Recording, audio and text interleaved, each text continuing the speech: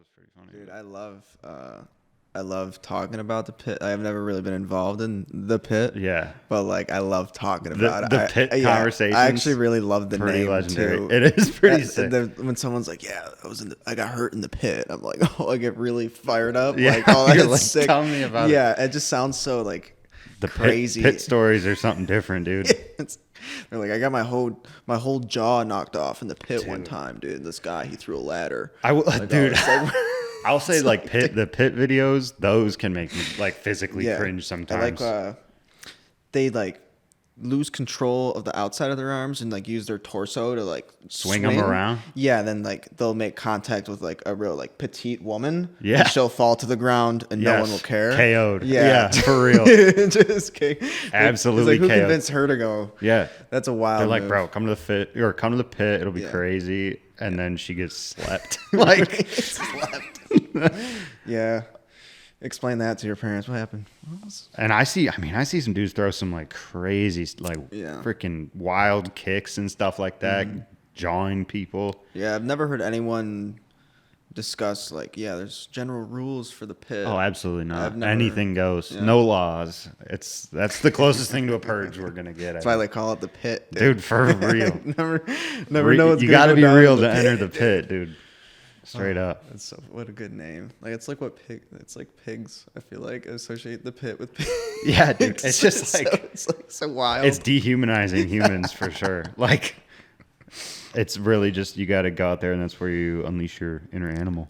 Dude, what's the pit of the drift world? Auto City? Probably. Just Rock. Go there and smash your shit. Flat Rock. Yeah, or Flat Rock. God, dude. I'm actually happy to say I've never went to Flat Rock for drifting before. I did. That was my first drift event. Really? I completed one lap, and then I did my second lap, and the car shut off like 2 cylinders. Like my first time ever third gear entering on it's a pretty solid bank at Flat Rock. Yeah. And dude, it cut off, and I still have the video somewhere, but I went like right up to the wall, like full counter steering. It's like a total newbie. Almost basically torched the car, dude. 1.5 laps in, my first drift event ever. Was the car turbo when you got it? No, it was NA for like NA at the time. Yeah, like 3 years like basically through high school, and then senior year, I got a motor out of a drag car actually. Oh really? Yeah, and it was pretty hurt when I got it, so I put it in anyway, but it was turbo. That was like the first turbo setup. Yep, got like a whole. This dude was putting a 5.0 in his 240, and he would just like he's like, I rebuild this motor every year to OEM spec. He's like shooting it with nitrous on a turbo at 14 psi. Like it's like not even lasting a season for him. Rebuilt, but he's been doing it like 10 years, and he's like, yeah, this motor's pretty hurt, but whatever. I got a really good deal on it, and I brought it home. I was a pretty young kid, so like to get that good of a deal, I couldn't pass it up. Yeah. So what you got? I could be wrong. I could be thinking of something else, but like when you got the car, didn't you wasn't it a neighbor situation or something like that? I feel like I've heard maybe it was someone else that like got their car because they saw it somewhere and knocked on the door or something like that. No, but I did. I had a 240 like that at one point. Oh, okay. Yeah, I just my dad used to drag race at Milan. He still does or whatever. But I grew up there, and at one point after I found out like what a 240 was and was able to recognize or whatever, we'd drive past his house. So I was like 12 or whatever, and this dude had one sitting in the driveway, basically kind of across the street from the drag strip. And I bugged this guy for like a couple of years every once in a while, and my dad's like, we ain't got no room for that or whatever, blah blah blah. Like when I was like 15. And then I went back at like 17, 18. It was still there, and like he didn't really want to sell it. And then one day I called up Corey Olsen. I was like, dude, I know of an S13. Like, let's just go. Yeah. And so we met up in Milan and drove to this dude's house. And long story short, I bought it. Was that red one? Yeah, it was that red one that I had for a while. Okay, so that's what it was. Maybe you might have told me the story about that before. Okay. What was the situation with the blue car? The blue car was, how did that come about? Well, I really wanted a 240, and they were super cheap at the time. Yeah. And my mom was actually like, that's not going to work, because she was like, it's unsafe. Yeah. And she's like, why is it $1,500? Yeah. Like this type of deal. My dad's like, The car that he wants is $1,500. Like, we're gonna just get it for him, Right? okay? Yeah. Type deal. Like, that's ideal. Better than it being like a Mercedes or yeah, something or some crazy like weird that thing. these people are buying their kids. But after I convinced them that, this is like kind of what I was gonna buy with this money that I'm saving up or whatever, they were cool with it. And so me and my dad checked one out in Ohio, and like got all the way down there and ended up not having a title for it, which was like just a weird situation. But it was really clean auto type deal. But on the way home, found one on Craigslist in Flint, and had my dad go check it out. So he ended up picking it up for me, driving it home, type deal. It wasn't anything like crazy eventful, but it was just cheap. It was like $1,500. Was it like stock when you got it, or? Yeah, it was completely stock. Really? Yeah, shout out Grandma. She went in on it for me too. Sick. Like right now, even though like they're expensive, and I wouldn't want to pay like, I'd be upset paying more than like 5 Gs for a 240. You know what I mean? It would be tough. In retrospect, I feel like 5 Gs right now. Like if you were to buy it and then like, just like store it somewhere, like you're not even like you'd be able to flip it in so many years, or even absolutely. like next year. I think they're just whatever. gonna keep going up. Yeah. As much as it hurts to say it. Yeah, you'd be wishing that you spent 5 Gs 10 years from now. Exactly. Sure. Yeah. For sure. No, yeah, I didn't realize how at the time, when I sold it, I was like, oh, the market's up so high, I'm making good money on it or whatever, even considering all the mods and stuff that I had done. And then after that, it was a terrible rabbit hole down to get to where I am now. Live and learn, dude. 3 G35s and a BMW later, and now I've got this hatch back into the same car. It's pretty roached in comparison, but I've gotten it back a little bit, and I'm planning to keep going, but it's tough. Yeah, dude. It's definitely hard to justify continuing to stay into these cars. I know. I mean, I get what you're saying. I think I do like drifting a lot, but I like the 240 before I ever really was into like really wanting. I always like driving. Like I've always been around race cars and driving and stuff like that. So like it's always been a thing, but like just I think acquiring a car is like more of the first step than being like, oh, I want to drift my car one day. Like that comes after you get the car. Just knowing what you want. Yeah. In general. Yeah, for sure. I don't remember like the day where I was like, oh, I need an S13 or whatever, but like it was just always on the radar. It was cool. Yeah. I would see them all over the place on the internet and stuff before I even knew what they were. Like I remember back when I was making those little stance videos. Yeah, dude. Seeing them in like H2O videos and stuff like that. Seeing 240s in it, like ripping burnouts and stuff like that. Yeah. I was like, these things are sick. A couple legendary like OG Instagram accounts too that like I still follow to this day that like were big inspirations, or just like dudes that were doing stuff that we do now that we think is sick now, like 10 years ago. Yeah. And that's just like what they like to do. And that's when Instagram was like on the come up. And you could really learn. You could like search. I remember searching hashtags or like clicking on hashtags of S13, S14, like 240 SX, just to look, like just to see stuff or see accounts that are posting things. And it's funny how like Instagram, like before that, like I don't know what I would have done without that other than just like the internet. Yeah. Just looking around on the internet, but like Instagram really like blew up things and like communications and just like and communities, just stuff. general. Yeah, communities. You could like link up with someone close to you or whatever, however it works, or someone could see that you got a cool car or drifting. Like the hashtag thing. Like I said, it's so like such a small thing, but like probably so many impacted people from just like niche. It doesn't have to be cars. It can be anything. Any topic. Yeah. No, I mean, definitely. Like as soon as I got mine and started getting into it, like. Once I found out what Zilvia was and stuff like that, and started it was like starting, it was crazy not finding out what it was until 2020 or whatever. And just going back on there and like reading forum posts from like as far as like 2004 and like going back in the build logs and stuff like that and checking out people's cars, finding out about people from that. Yeah. I mean, that's how I think Zilvia... I'd probably seen Revgasm's car in like Final Bout videos and stuff from the past. Yeah. Never knew anything about him or it until I like saw him on Zilvia, and then I started looking at his blog. Same with Damon too. I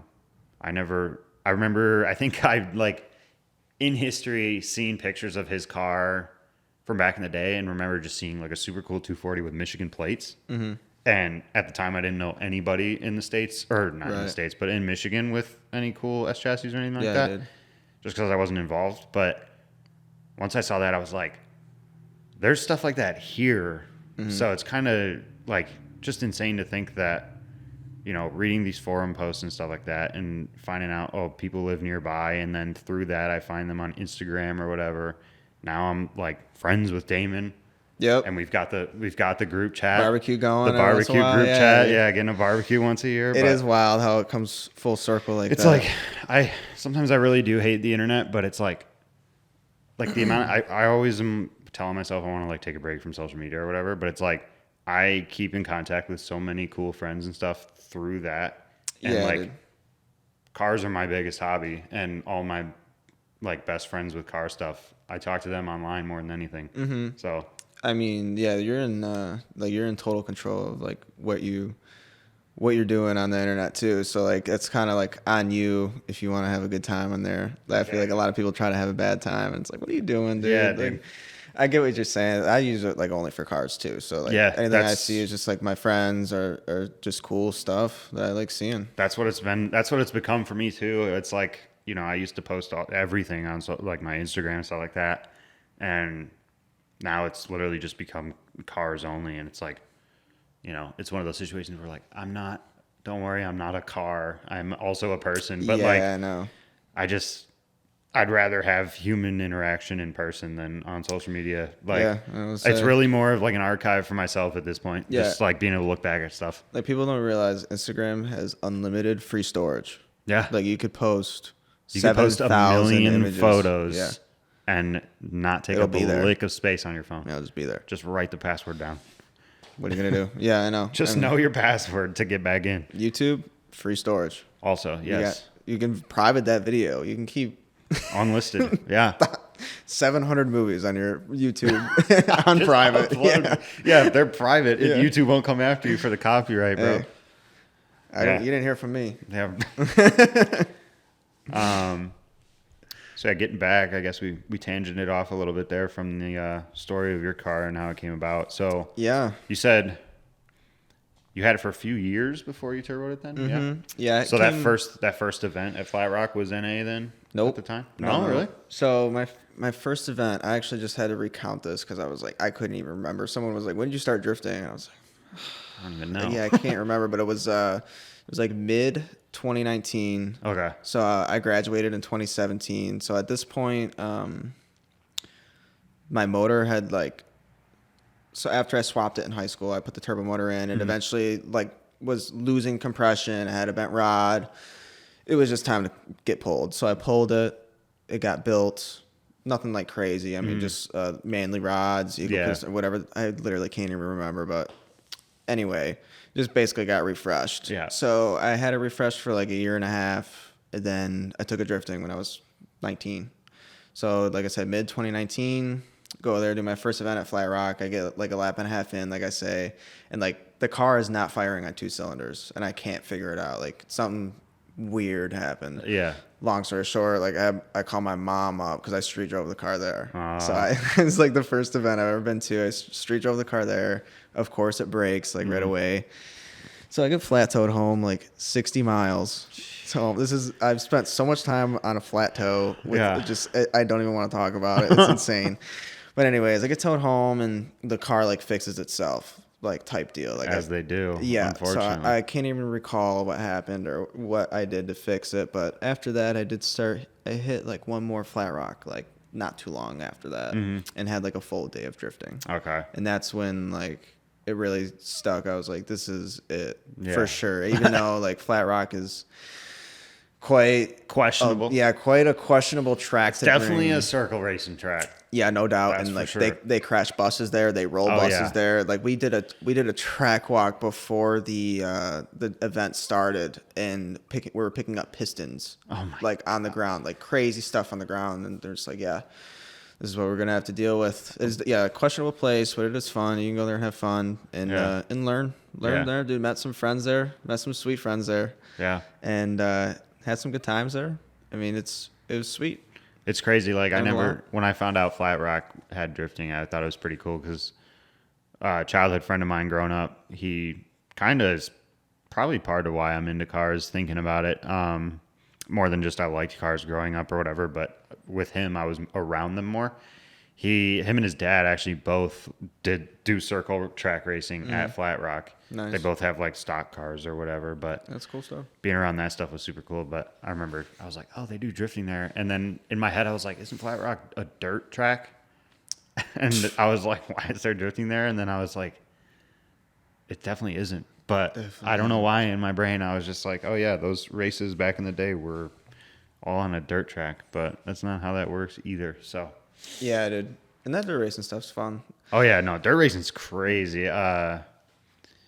They got a track in Jackson. I know it's like pretty popular. Do they or really? in Owasso too. Huh. And I got some buddies that talk about that a lot. That drift racing stuff is, or dirt racing is crazy. That drift racing's crazy. Those cars not turn over. They don't flip ever. Oh my god. That could be a whole discussion in itself. Like the questions you get from people that don't drift. Oh yeah. All the time. I mean, it is like same thing as like if you ever met someone with or rolled around someone that has a right-hand drive car and like they go around people that have never seen one, they get like asked this list of questions. It's like 7 questions, and we could go through them because I've heard them so many times. But it's just always like, where'd you get it? How'd you get this? And he's like, why is it on the wrong side? What's going on? Yeah, You know, I was at with when I had the green G. I went to Costco one time to get gas, and the like Costco gas guy came up. And he like ran up, like looking really concerned, and I saw him, and I was like, "Oh!" I was like, "Is the car like on fire right now? Like, what's going on?" Yeah. And he's like, "Sir," he's like, "Your axle." He's like, "Your axle's really effed up." Yeah. And it was in the front, and I mean, it had like an angle kit on it, so it had a bunch of camber in the front, and I was like, "Oh no!" I'm like, "It's supposed to be like that," and he was like, "Why?" Yeah. I just had to give him the quick rundown. I'm like, the car's set up for drifting, and in drifting, you need more steering angle or whatever, given the circumstances, and the mods allow that, and that's why the wheels look that way. But it's always that tilty wheel. Right. There's like a couple obvious things that they people will point out to. They're like, you must go through tires. Like, you bet, for sure, dude. burning them up. Yep, like, making them smoke. Right. Yes, we do. That'll happen. Yeah, you must go through, or the classic is like, how do you win? Who won? Oh yeah, that's another thing. Who won the open track day? Yeah, did you win your race? Yep. Like, yep. I would just that at this point, like it's gotten, and I mean, I haven't even like driven my own drift event yet, but like when my family will ask me about it and stuff, they're like, or someone that just doesn't know, they'll be like, oh, so what's the drifting about? Like, how do you guys? What's the points like, or what's the system? I'm like, I mean, it's just racing. It's hard to tell someone, like, especially if they're not there to watch it, or like it's just hard to explain. Like, it's so like niche, and they're like, it's so niche because it makes sense. It's like not like basketball. It's like what's the point system? Like, you make a basket, you get a point or whatever. It's just like, this is judged, but like in a weird way. Yeah, it's like also judged literally by one person. Like, that's super loosely in the air, and like they kind of just collaborate and decide like what one was cooler. Yeah, like who won or who did a better job at certain things. Right. Like trying to explain like zones and stuff. Yeah, how are you gonna break down this like whole list of stuff that we just kind the of intricacy know? Is crazy. Yeah, it is kind of like if you know, and if you don't, it's gonna be hard to learn. Right. But you'll get there. Yeah, there should be like just like a back-to-back clip of someone just like really nailing a course, and then someone just like driving like really erratically around the course, and just be like, all right, this one was obviously good better versus not. Yeah, like this a do is kind versus of don't. really cool, and this other one was not. Yeah. I mean, it's just so different. It really is a tough thing to explain. I think go for it. Even like when I think about other racing and stuff like that, like with Formula One, for example, I follow that, and even that it's super intricate, but it's way easier to explain than drifting. Mm-hmm. I feel like, it's like there's qualifying. Whoever goes around the track the fastest during that, they get to start higher up, and that's how it goes. Whoever finishes the finish line first after so many laps wins. Yeah. Like, it's so, for racing, drifting is so not racing. Right. In a way. Well, it goes over like a lot of people's heads, and especially to like a lot of people that are into drifting, like it's just for fun. Yeah. Like when they're asking what it is, it's kind of hard to explain because like we're just out here having a good time. Yeah, like for the it's most part, for literally a just long a hobby. time, Yeah. no one ever cared. Everyone sucked. Like Yeah. there's some good dudes out there, and they're fun to watch. And now that a lot of people aspire to be like that, you know, we see a lot better driving and stuff. But like, I think everyone is just like out here to have a good time. Like, At the end of the day, that's all it is. Even like, I don't watch Formula D much, but when I do get a chance to tune in or whatever, even when there's, you know, controversial moments or people are crashing into each other, what have you, they're still on the mic afterwards. Like, at the end of the day, we're all just here having fun, you know? It's like, it is what it is. What happens, happens. They don't say it, but like they're not making any money. Yeah, like, no, I don't think really I don't think they're rich, you know. They might have nice cars and stuff like that, but at the end of the day, I mean, just the other day, I was watching Larry Chen video, and he was at Ken Gushi's shop, going over his like IS300 that he's got, and he was saying in that, he was like, you know, I'm just a poor drifter. Like, I don't have any money. Like, that's what he was saying. He's like, he's like, yeah, we mostly do customer cars because we got to keep the lights on in this place. You know? Dude. He's got a cool story. Ken Gushi's sweet, dude. Ken Gushi's a super cool guy. One time, he's definitely one of my favorites. Absolutely. His street cars are cool too. I go to Barrett Jackson, not like every year or whatever, but I've been a couple of years. And one time I was walking around there and I heard over the announcements that he was going to be like speaking like in this, like at this booth with, one of the dudes from Top Gear USA. I forget his name, but he has an 8.6. He's kind of, a chunkier dude in the group. Is it Rutledge? Yeah, Rutledge Wood. Rutledge Wood. Mm-hmm. And they were there, and they were just like standing around. So I like walked up. I was like, "Hey, like, what's going on?" And hey, Ken Gushi. Yeah, how's it going? I had a BH World shirt on. Really? Yeah. And so like I started talking to him about drift, and we got talking about Final Bout and everything. Yeah. So I had him sign my shirt, and then during like the interview thing, he actually brought up Final Bout. And really? was talking about like drift cars and like this event that he was just at or whatever, because I think it was Gallery or something like that, like a couple months before. So it was just like he's an interesting cat. He drives Formula Drift and then will go and drive. But like super chill dude. Yeah, like US Air. Very grassroots mindset kind of thing. Yep. It's super cool. Ken Gushi's one of those guys that it's like always fun. I always looked forward to watching him drive and stuff like that. He's still driving, right? I think it's Dye that isn't in it anymore that I'm thinking of. Probably, yeah. I'm not even too up on my Formula Drift either. Not either. It's hard for me to watch just because it's really long. I mean, I understand probably why it's like hard to grow that sport like on TV. Because it is a huge time commitment. It's just like it's not like the entertainment is so thin compared to the time that's not entertainment. It's like I don't know what else to say. It's just like I'll watch the what's it called? They call it All Action. It's like the week prior where they they cut out like all the battles together or whatever. Back to back, no waiting. And I would rather wait. I don't care who wins, dude. I just sometimes want to watch them drifting. But typically when I sit down and if I want to watch drifting, like something new or something that I haven't already watched, I'll always turn on like Formula Drift Japan or D1GP. Oh yeah. Just if I see I don't know, I don't pay attention to their names or who's driving or whatever. But if I see a cool course and like they have different levels of cars that they drive. I don't know the differences. Like I said, I'm not educated on it, but I just like the D1 lights and stuff like that. Like the different levels. I usually see the cool thumbnail and I click. That's what it is for me too. I get them recommended all the time, like the past live streams or whatever. Yep. But like the tracks over there. I think that's one of the big killers for US too. Is just stop doing figure eights.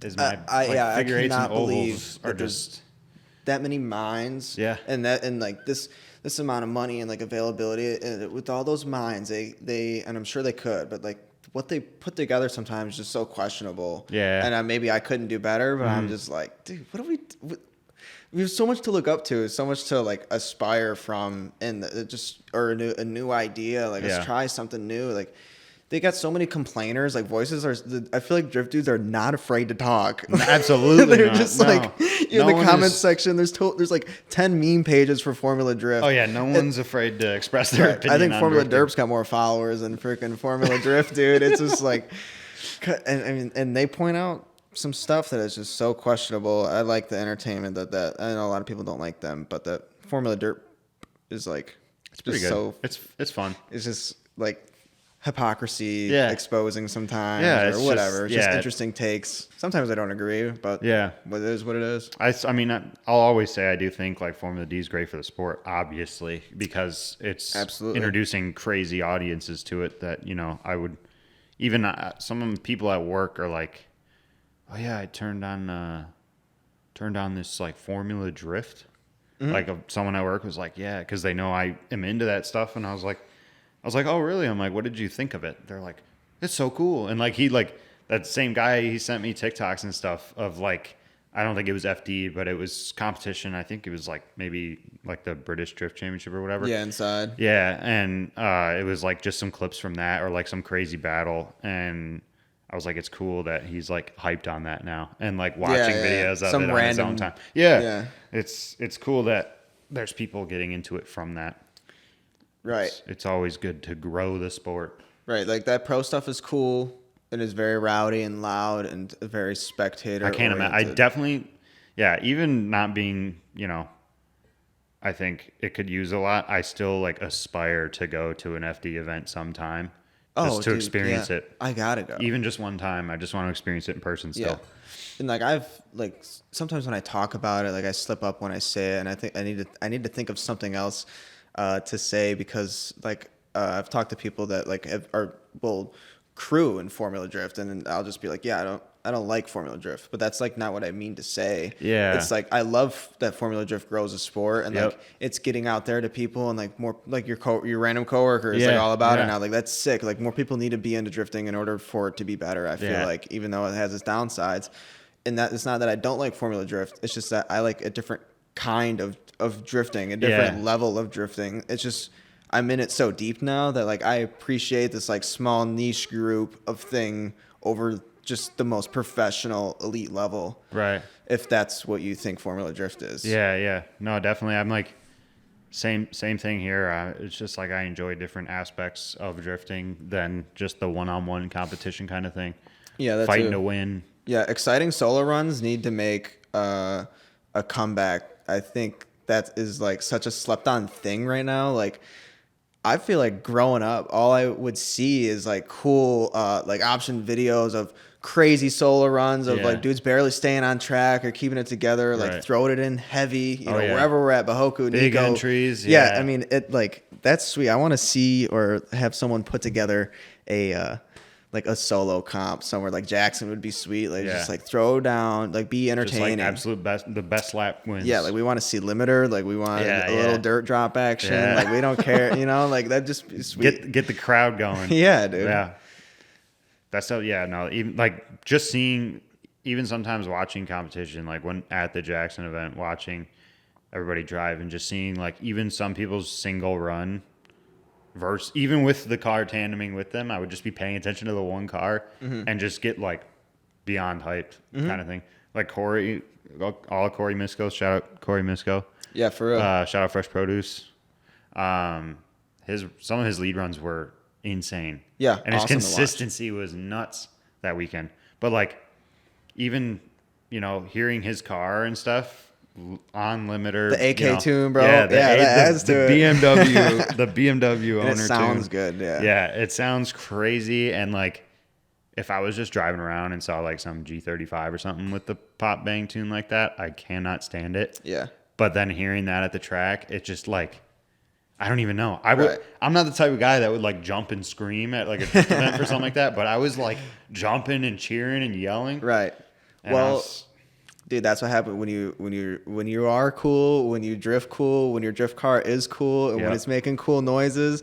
You don't need all those things to have a fun time, but when they come together, it is sick, and that's why like Corey is sick. That's why his car is sick. That's why the car that he builds and works on, like Dylan's car, or any other person's car that he works on, is sick. Yeah, it's just like he knows what's up. Yes, the dudes that know what's cool up. People in drift. Yeah, the dudes that know what's up are the coolest that we got. Mm-hmm. Mm-hmm. And like, it's just like drifting's funny. Like you say, like it's exciting to just watch him throw down a lap. Like imagine someone that doesn't even know what drifting is, and like they someone drags them to a Formula Drift event and they see like Chelsea DeNofa ride this wall at full throttle, like pass them. They probably don't even know what to do. You get like an average person in your car to do donuts and like they might be shaking a little bit or whatever. They would never hop in a Formula Drift car and like be okay. You know what I mean? Like that's insanity. It's nothing but like a drift track. You get someone out on the drift track, they're having like the best day that they've had probably all year. I was back, I think it was one in high school. I don't know if it was for like a video assignment or something like that, but this was probably like 2018 or so. I was in progress of making a video. I don't remember what happened, but I ended up scrapping it. I was making a video about like people's first reaction to drifting. Like a couple classmates interviewed them before and was like, do you know anything about it? Like, what is it to you? Kind of thing. Brought those people to an event at Auto City. I think I threw one of them in Steve Scherzer's car at the time. No way, dude. And, man, who was... The shredder. Yes, just send them out and threw one in Steve. Yeah, I threw the one girl in Steve's car, and then I think my girlfriend rode with Paul. How do you even say it? I don't even know how you say his last name. Paul B. The S14. I can't think of his last name. Crazy SR. He was also like daily driving an extremely rotted S13 for a while, but it was like gangster because it had like an SR and stuff. It was super cool. But anyway, shout out Paul. Yeah, I threw like 2 of them in each of those cars. I think Steve actually went out and went like 4 deep with Bobby's crew out on track. So that was pretty sick. That's sick. So it's like your first time ever and you're is this video thrown up somewhere? into tandem. It is not actually. Dude, I think I have the footage. I might be able to pull up the GoPro because I put GoPros on them when they rode. I should actually be able to pull those up and show you them later. But just stuff like that was just super fun. It was so fun for me to do that because, I mean, I started with drifting. I started going to events because I did media at them. Yeah. 2017, I went to the Gingerman event that Michigan Drift did. And that was my first time ever witnessing it and stuff like that. And then did a ton of media since then. But that was definitely like, and it was just like a normal like open track day. No crazy event was going on or anything like that. Right. But it was like one of the most fun times I've ever had doing it because it was so fun to watch them experience it for the first time. Yeah, especially entering Gingerman's pretty wild. Yeah. Oh, yeah. Yeah, Gingerman's crazy. I had no idea what I was doing at the time with cameras and stuff, dude. I did not know what was going on, but it was a blast. Dude, real fast. Sorry to break this up. Can I use the restroom? Absolutely. Yes. We're back. Yeah, sorry about from the bathroom. break. Potty break. But an embarrassing admission is like I've stained in kind of insane amount of clothes with ranch dressing.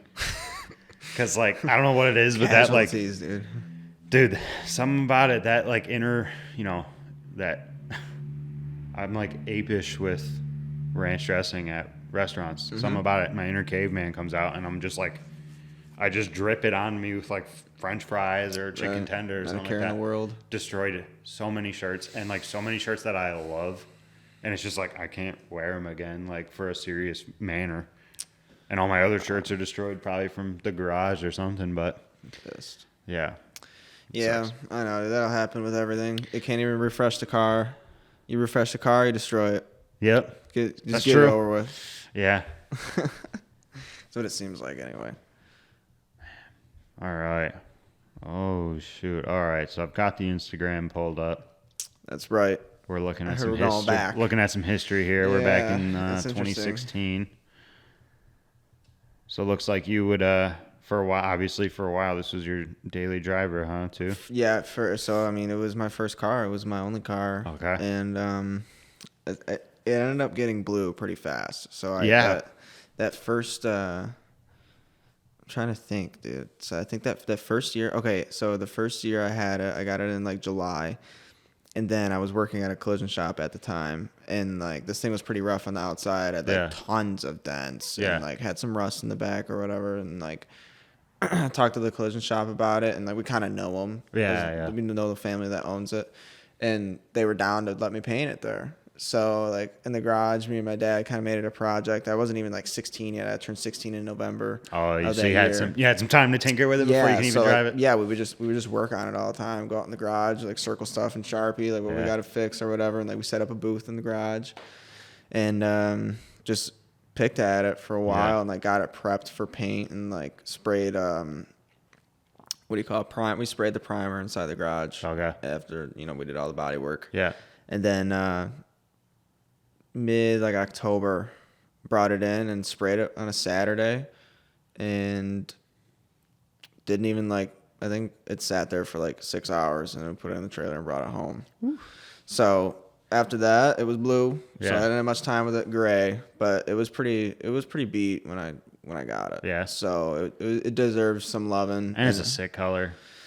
Yeah, I do like the color. Yeah. It is a custom color. It's a Ford color. It's the guy who paints basically all my stuff at the collision shop. He used to work for Ford, and I think he still does. I couldn't even tell you exactly what he does.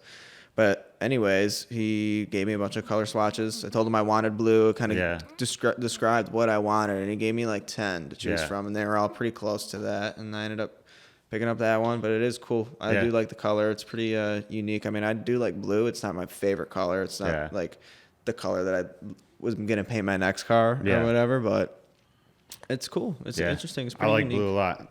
That's been high on my list for painting my car whenever I get around to that. But I'm not like unsatisfied by it. Yeah, that's for sure. Yeah, no, it's a good color. I think it's like kind of the staple too of your car as well. Just like all throughout the years, I'm like, if I see that blue, I know who it is, kind of thing. And other people do too. I'm like, yeah. But the car didn't change much for quite some time. Up until really this year, it didn't change much for like 5 years. Well, yeah, I did see you had the pig nose front end at the time too. Yep, I got the car with skirts and pig nose and valence. Yes, sir. That was on my to-do list very quickly. I always loved. So when I got into 240s, I was looking up how to wire like kooky taillights in like 8th grade. Really? I swear to God. I'm like, dude, I gotta have these taillights. Like, I love these Johns. Oh yeah, they are the best. I'm like, how do I put these in a car that came here? Like, I know I can't get them here, and like I started reading Sylvia stuff very early before I even knew that Sylvia was really like a dedicated like kind of S chassis function. You know what I mean? So like there was just unique parts that I liked, like I thought looked cool, like the taillights on the kooky 180SX are just beautiful. Yeah, and it's hard to even like explain why. And it's just so weird, but like you get them, dude. They come in a package. It's like you pull the package out and they're wrapped in pillows, like all nice, and this is like perfectly glossy, like brand new. Damon's like, I gotta, some I want to put in that are still new or whatever. I'm like, you're gonna see a difference in the shine. Yeah, and he seemed kind of skeptical, but I'm like, dude, I've been on the car. Well, I guess I've been going through them, but I've changed a couple, and I can tell the one's pretty weathered. The one's newer than the other. Yeah, the one's pretty weathered. Yeah, man. Yeah, that's on my list, but it's hard. Dude, I know with the price hikes. I remember I was like 16, and at the time, my parents could see like what I was spending in my bank account type deal, and I was like, listen, I'm gonna warn you guys, but like, I'm gonna drop $600 this weekend. Yeah, and they're like, "What? It is like, not fraudulent." Yeah, and they're like, "On what? Like that's a ridiculous purchase." And I'm like, "Well, taillights, like from my car," and they're like, "That's insanity. Like, why would you ever do that?" And now, like that same exact thing I bought for $600 is like 13. Yeah, they're like $1,200 now. That's just ridiculous. That's why it's so tough. I'm like, I'm halfway between like just getting some cheap like Type X style taillights and just like buying the RPS 13 cover for them or something like that. Because it's hard to justify the $1,200 these days. Right. It's so tough in general. Just the way the prices have been trending up. I don't think it'll ever stop, but it's just kind of sad. Right. I hate when the price of an item just like significantly increases for no reason. Yeah.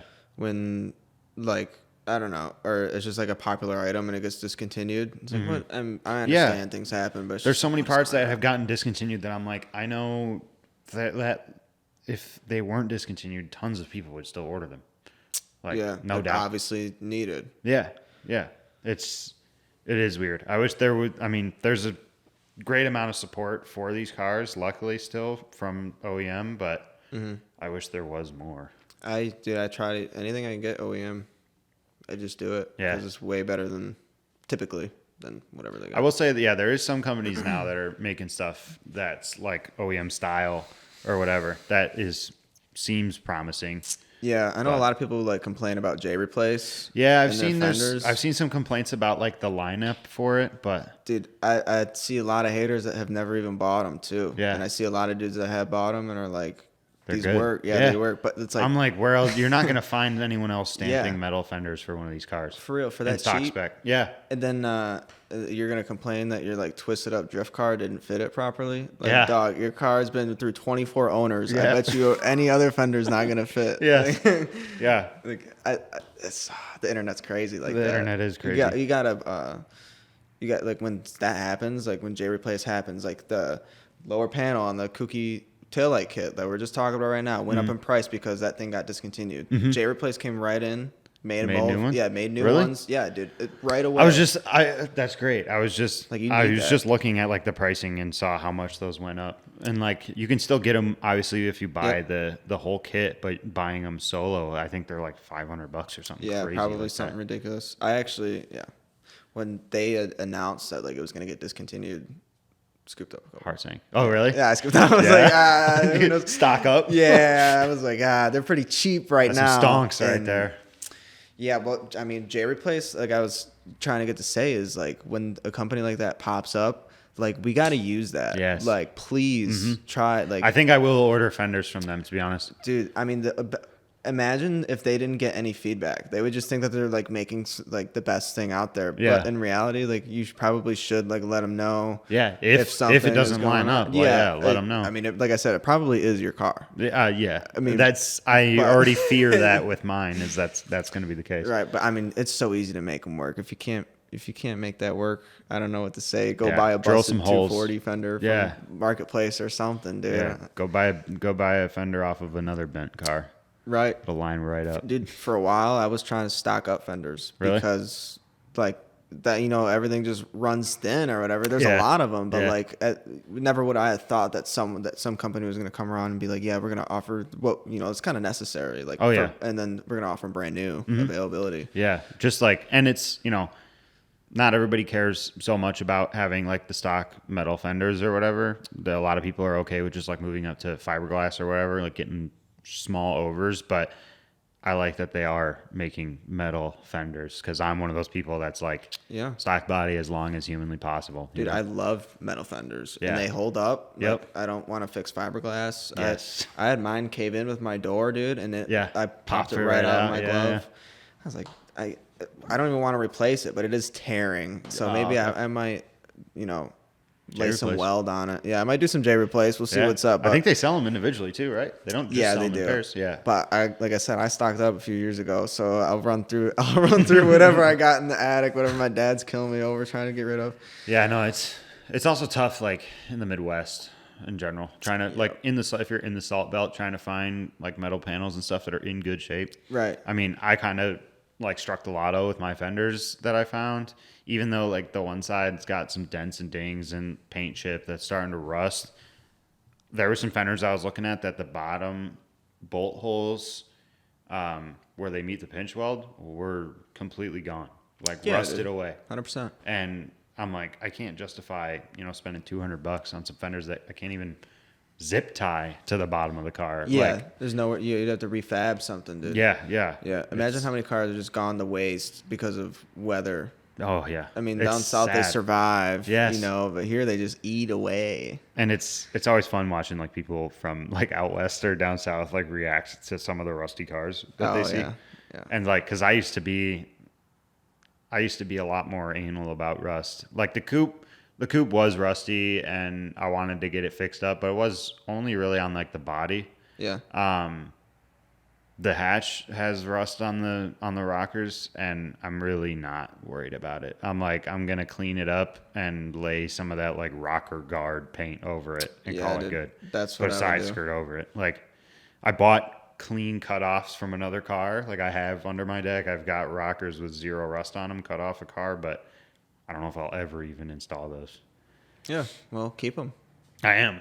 I have. Yeah. I got them when I had the coupe. I've had them for 3 years. I got it. Yeah, that's pretty sick. I've seen people like self clean frame cutouts and stuff like that too, and like I like that. What Crimson Rocket?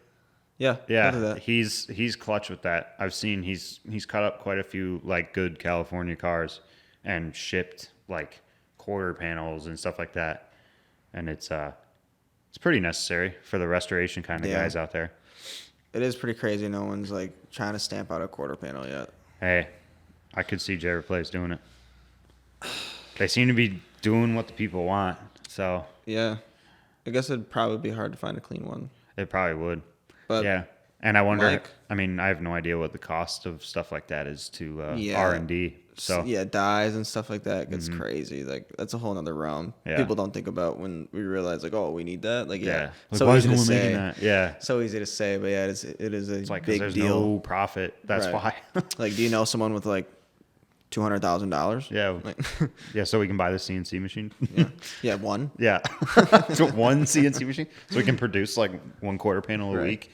Right, so we can have someone that doesn't know how to run it ruin it. Yes, and then we're out $200,000. Yeah, that's how it goes.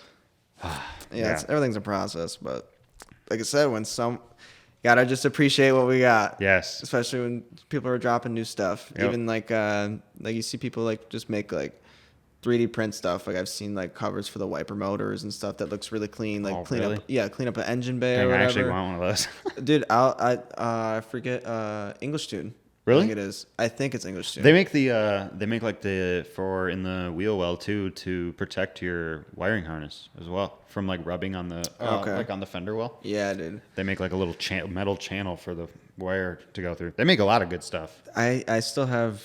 Mine was from Auto Collect Storm, like the very first dude to produce some of that. Like it's like buying ISIS parts, dude, for real. Before ISR, for real, dude. And in fact, someone saw that I had his fender braces like a year ago, and they're like, "Oh, dude, those are OG," like kind of like messing around with me or whatever. And I kind of forgot that like he sold that off. Yeah. And then I just looked at him the other day, and they're both like bananaed out. Like, my car's like toast from this year, dude. They're both destroyed. Yeah. Yeah, I need to get some of those. Guy. Yeah, English Tune's doing good stuff too. They're making a lot of cool parts as well. The fuel pump thing's cool. I've seen that. Yeah, the hanger or whatever for it. Yeah. My hanger was dookie there for a while, and then after an event, it just started working again. Like it would drop past E and stuff, and like wow. I always had problems with the level and the flow. Like I had a potentiometer go bad in one of mine, you know, like that's what measures. Yeah. That's what the float like sits on. Like, yeah. Okay.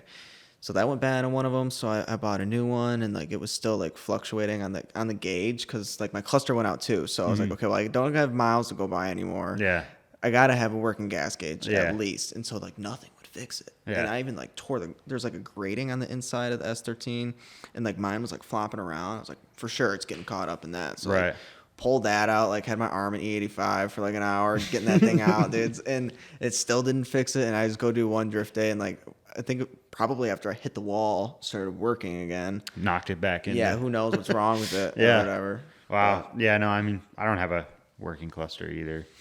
I need something that's been on my like long list, but I'm also like not even that worried about it. Like it's just the miles an hour and the odometer, so it's just the speed, like the speed sensor. Mm-hmm. But even those are so expensive. Like a Remand Rock Auto one is still like $130, and I'm like, you need a speed sensor? Yeah, I might have one. Well, let me know. Out of the I'll pay you some money. That transmission, I just broke. You think it has one? It definitely does. Mine, like, upon further inspection, when I had my engine and trans out, it was literally just like someone just cut the wire. The sensor's still there, and the wire's just cut off, like flush cut. I'm like, why even? Oh, like why? Oh my god! Like just. That's terrible. Yeah. So I mean, you know, I've figured out like, you know, 2,500 or not 25, but like 2,200 RPMs. I'm at like 45 miles an hour, and you know, on the highway it's like 3,200 in fifth. I'm about at 70 or whatever. Yeah. So it's nothing too bad, and I haven't driven it enough to even think about an oil change yet. So yeah.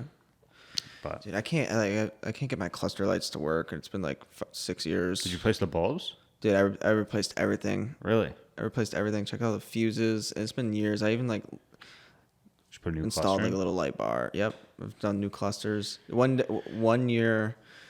So like when I got the motor built, I had issues after it got built. Like I had actually gone and picked up the motor like 2 times and 3 times actually. The third time is when I picked it up, but 2 times in a row. Like on the way there, they said it was ready, and they like bent a valve, finishing assembly, and like I had to turn around and go back, and so it was like this big thing. And then when I got the motor back, it wasn't running right. Yeah. So eventually, one of these times, it got like went on the dyno and everything at this shop, and I got it back from them, and my cluster lights weren't working. And it was just from there. It was like I could never figure out. They did you dirty. I don't know. I would just blame the car, dude. They tuned those sucks. out. They tuned the cluster lights out. Yeah, they did the cluster light delete. They were so mad at me. They deleted the cluster lights, dude. Yeah, I mean, half of mine weren't working on my car, and like the ones that were in there were like some LED like blue bulbs. So they were like at nighttime, it was almost blinding. Like driving with LED bulbs in those clusters is pretty bright. Yeah. At least the blue ones. Something about it, I would like make everything else darker that I was trying to see when they were just flashing in my face. So I ended up putting like normal style bulbs that were red in, just to match like the floor mats and stuff. That's and like nice. my temp gauge is like a digital, but it's red as well. It's something I really wish worked. Like I've replaced like the dimmer switch and everything like that too. And just I wonder, it couldn't be related to like a, no, I guess not. I would solve my problems if I wired in the little strip again. But Yeah. like when I replaced the cluster, I had it wired into the back of the cluster, soldered on like a power point. And I tore it out and I never put it back in. Yeah. So now like the car's at night is so dark. You Oh my can't God. see anything. Yeah, dude, that's like none of my climate control lights or anything like that work. Yeah. So that is like the passenger side of my car is like a void when I'm driving at nighttime. I just can't see anything. I ran my signal wire to my fan into the fuse for my climate control on the S13. So like when I turn my key on, it sends power to the fan essentially. But okay. I lost the climate control now, and there's been so many foggy days where I'm like, why did I ever do that? Yeah. Why did I ever do that? You just wish you could clear that windshield up dude. for even a little bit. Yeah, because sure I don't have AC, but Yeah. goddamn got heat. You know what Yeah, I mean? yeah. Get rid of that. Yeah. No, I mean, I remember when I was putting my car back together, I was like, oh, I'm just gonna get rid of the blower motor and stuff like that. And you were like, don't even do that. And you told me about how you did that, and it's super regretful you never getting rid of it. Yeah, dude. And I've only left a couple times super early in the morning where it's been all dewy out, but I have used the heat a little bit this summer. Just yesterday for Cars and Coffee. I had the heat blasting on the way there. It was good. That's sick. But I need to get AC. It's tough. Shout out Yeah. Cameron Bronze, a.k.a. Damon, a.k.a. Cameron Bronze. Dadman. Dadman. The Mountain Dew CEO gave me that AC compressor for free. Oh, dude. That's a come up these days. It is S14 KA, but I think you can make it work still. Just need like the different bracket or something like that. Okay. But Yeah, I've try. never been the one to get into the AC. I know. I'm kind of nervous too. This car's got it set up, but it's clearly got a leak. Oh, yeah. I recharged it and I could hear it leaking when I turned it on. Probably just rebuild like the canister or whatever, like in the blower motor. I forget what it's called. There's like a thing inside the blower motor that you can get like all the stuff to rebuild it. And Really? I think that helps a lot. Nick Scardingo's got a video about it on his YouTube channel Nice. of doing it. Yeah, dude, I really look forward to the day where like I'm settled in somewhere and like I park this car in the garage and I look at it and I'm like, all right, we're gonna tear this down and just like fix every little thing that's wrong on it and just take care of some things like that blower motor. I want to get the AC working and like pull the motor, like refresh. You're gonna keep it in stock form. Yeah. Yeah. I mean, that's like my plan. Like I've thought about like what would happen if like a tree fell on my S13. Yeah. You know? Or, like, it's completely out. Yeah, and like I don't know, I'd kind of be forced because like I just love drifting so much. I'd probably be like, all right, Dude. sorry, but Yeah. this is the car that I'm gonna be drifting now. Yeah. But I'm looking for a new car, really, for a new chassis. And like I definitely just want to keep it S13 because that's what I like. That's what my parts are for. It's what like what my heart is. Yeah, like I just want to be able to. I like my car. I don't want to change cars, but like your car gets to a point. Yeah, you got to change, and my car's almost there. So I don't know what I'm gonna do. Like I really want to do other things in life than just work on this car. You know what I mean? So if I can like get into a place with a garage and stuff like that, that'd be super ideal. And just like have somewhere to work over. From. Yeah, and just, I want to pick something up with interior. I want to do like new things to this car. Like I never cared about sound systems. Like my car could have no speakers. I'd be stoked. Don't care. It has one right now, and I'm like, cool. You and Chris were bumping when you guys left the barbecue. So she puts in the work, but like I'd like to have a car where like I just put in like some nice speakers and it's got nice door cards. And like I used to have all my interior in the rear of the S13, but like I don't know what. I think they just fall apart. Like it literally just like frayed and got all brittle stuff broke. And I've taken it on so many road trips. I'm sure I stuffed luggage in there and crushed it or whatever. But I just like there's a lot of things I want to do to a new car, and I know like I'm just gonna go out there. Having a fresh base would be good to start from. Right, like starting off with a car that has cluster lights. Yeah, and a working gas game gauge. changer. Yeah, would be sweet. Must be nice. Yes. Right? Yeah. No, that's like.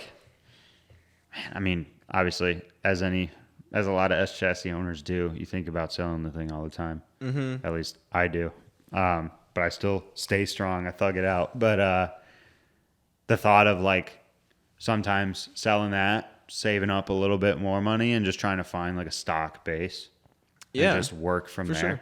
Like, I got this car and it's been through it. Like, it had the half cage in it when I bought it. Cut that out because I was like, I know I want full interior and I don't really need a half cage. Like I'm not in any need for a roll cage. I'm not going to be going that crazy. I agree. Cut that out. Sourced the rest of the rear interior. Is missing most of it. Put all that in. Obviously did the whole sound deadening everywhere. 2 layers in the front. Just trying to make it as comfortable as possible. And it sucks because it's like I know the car is great because I've done. I've replaced every single suspension component on the car, every bushing, coilovers, new control arms, all of that. Rides like a dream. Rides better than my old car did. And did the interior up and everything like that, but I still will go out in the garage and look at it, and it's, 4 different colors. So it's just like tough. I mean, if I could have like a car with a good paint job, and then just have to do all that work over again that I've already done, I would do it in a heartbeat kind of thing. Yeah. Because it's like paint is so expensive. It's nice to have just an easy, like a car that's super nice, because then like it makes a lot of things easier. Yeah, you're right. Yeah. But like the worst part about owning, especially like Nissans and all this whole junk, like it's not great quality stuff, dude. Like you get into a car, like this is like a one owner car. And nothing's ever really been touched on it. Yeah. Which kind of sucks. Yeah. Like the wiring harness just shit on me. Right. Like that's just it being old. Yeah. It's just old, and like weird stuff like that happens. And you just run into the old car issues that no one else paid attention to kind of thing. Yeah. Where like on my S13, like I got rid of that pretty quickly, the original harness, because it was giving me issues. Yeah. And like, even I had so many people tell me like that harness gotta go. Like sure, it's working right now, but when you go to turbo your car, like something's not going to work. Yeah. Or so you're going to break something. Yep. It's brittle, blah, blah, blah. Being in, Midwest car. Yeah. But going through Midwest weather, everything like that. I don't even know, like, my car at least has been in California under California plates. I only know that because of the video. The infamous crash video is my car. That's right, dude. Yeah. I actually forgot about that. Yeah, dude. When I first saw that, I was like, I literally saw this video before I knew what a 240 was. Yeah, there's people that know that video that don't even know, that would not know that that's a 240 or whatever. And I was like, as soon as I saw it, I was like, oh my God, the tiger stripe paint on the hood. I'm like, that is literally my car. That's, oh my God, what was that page, dude? That was a Passai Drift. Who was like, oh, dude, I can't remember, but there was like a street drifting group, like pretty big time, like on Instagram and stuff in the SoCal area. Yeah, that was like popping, and they like did like a street event on the mountainside. Oh, really? And like someone went and took out like 6 cars on the side of the mountain, like was drifting and like wiped into some Hit them? cars, like hit people and everything like that. Like turned into they got a bad rap or whatever, but Yeah. that video was like on their page as well as like one of their members or whatever. Yeah, and I think that's right. I can't remember, but that video, we should like, if you can add it to this thing, because I'm sure so many people that. Yeah, I should. I'm gonna make a note of that to throw the clip in. Just like throw it up in the corner of this dude, the spring popping out. Dude, it's so literally iconic. to it, and it's like once I saw the video, and like the next time I was looking at the car, I was like, the fenders that were on the car, I was like always annoyed because they had these like metal slits right at the top of the crest of the wheel, on the fender, and I was like, I had always been trying to wrap my head around like how something like that would even happen, and then when I saw the video, I saw the spring hit the fender and split it. Oh my! So I was like, this is literally the car. I know. Like, it's a piece of internet history. Dude, that's so funny. But it also just sucks because like I'm pretty sure the car is bent, and it might actually have been from that. So I think the front end's a little tweaked. I don't doubt it. Hitting a curb is like not a small deal. Yeah. No, I mean, and at that fashion too. That was a front to back. They hit that curb like you hit a wall, kind of. When I see stuff like that, I think about like my first thing I think about is like steering rack. Like that's so much stress. Steering rack, tie rods. I've been shit going over bumps, dude. I can't imagine buffing a curb, dog. I mean, I've done so much stupid stuff, dude. Yeah. And like made so many mistakes while drifting, and but like curbs, like that hit. Yeah. That could feel that. I could understand, but like I don't know, a car drives straight and everything like that. Yeah. Yeah, car drives it drives really good, especially I don't even have like a legit alignment yet. It was all just I just measured it out and made sure everything matched. But it drives really good. Like really comfortable, it doesn't veer off much. But like when I put the fenders on, I was like, oh, these holes don't line up on this side. I'm like, there's something a little biffy over there. Yeah. So same thing with like you can actually, and I can't believe I didn't even notice this through the entire process of prepping, priming, and painting the engine bay. That like the strut tower on the driver's side, you can see like a little crunch in it. Mm-hmm. So that's I think where that bend comes from. Yeah. But either way, it's kind of a fun little story that's my car, and that because like in that video it has California plates and the car has made it to Michigan. Yeah. And I know it's been in Ohio. I think it's been in like Kentucky or something like that. It's been, I don't even want to know. I've thought about ordering a Carfax to see. Yeah. But I don't even want to know how many owners the thing's had. That's funny. Because it's also was SR, I think, during that video, and I got it with a KA. Don't know what the story is there, but yeah. So, and that also doesn't help because I don't know how many miles the engine has or the car. You never know, dude. Car stopped at 189 on the cluster. Oh, jeez. Yeah, it's funny you said that. I just reset my cluster like to 0 because I always do whenever I fill up in the blue car. Oh, okay. And like the trip odometer or the actual? Well, the trip stopped working. Oh, like it wasn't rolling over at the track. Did you reset the actual odometer? No, but I like kept on pushing the reset button in hopes that it'd work, and that just made me think of it. That like I wonder why it's not working anymore. That's weird because it's like such a mechanical thing. Yeah, isn't it? I think I don't think it's like electrical, at least on these cars. I don't know. Yeah, because like the clusters just suck in these cars. They really do. They're actually it's crazy how faulty they are and like how many issues there are with them. Because I mean. It doesn't bother me that the odometer doesn't work because, one, the car has at least 189,000 miles on the chassis, but I've replaced everything. So anything that would wear to that point isn't there anymore. And then also I just, I don't drive it enough to constitute an oil change until I start drifting. Then I'll do that, before events or whatever. But, yeah. Let's see. Back in the Instagram. Yeah, dude. On the Nick Dimitri Instagram it's page. Funny, I don't even ever scroll back. Yeah, I don't have much to scroll back to. But I know what phase I want to talk about is the back when you were extremely low. Yeah. The very low. There was a time when you busted out I think it was like around when you first busted out like the RG2s and stuff like that. Mm-hmm. There was a time basically like right before I started drifting where I was like this car is not gonna look how I want it or as good as I'd like to on these wheels that I bought. Yeah. So I'm just gonna I just sat in the driveway one day and I was like, I'm gonna keep on lowering this car until I like it. Yeah. And like I did like one adjustment and it was like lower, and I basically was just like, I need it. This is just not gonna work out. I'm not gonna waste any more time. Right. I just dumped it on the nuts of this. Did you like just slam it all the way? Yeah, I mean I'm still on the same coilovers, but really, yeah, and I'm higher now, obviously, but this car, I mean, basically was dumped on these coilovers. They had a little bit more room to go, but on 17s and some pretty rubber band tires, I think it was that I was running definitely 215. I think it was a 215 35 on those tires there for a while. Yeah, because they were Ironmans. Oh yeah. And I don't know. I really liked that. It was a good look. Yeah, the car was super pretty sick look. I was scraping everywhere. Frame. Oh yeah, I bet. Yep, and I'm like almost tucking 17s on stock body. So yeah, I was. That's a feat in itself, especially in the rear. I like that look. Just with the stock aero. I mean, looks sick.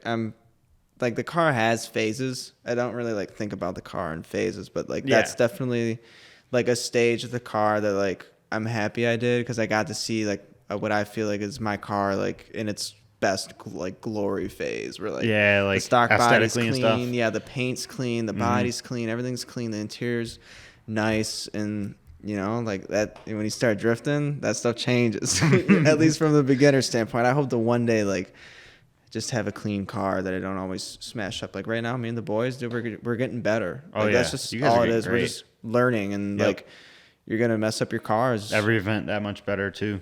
Yeah, and you're always gonna end up crashing or whatever.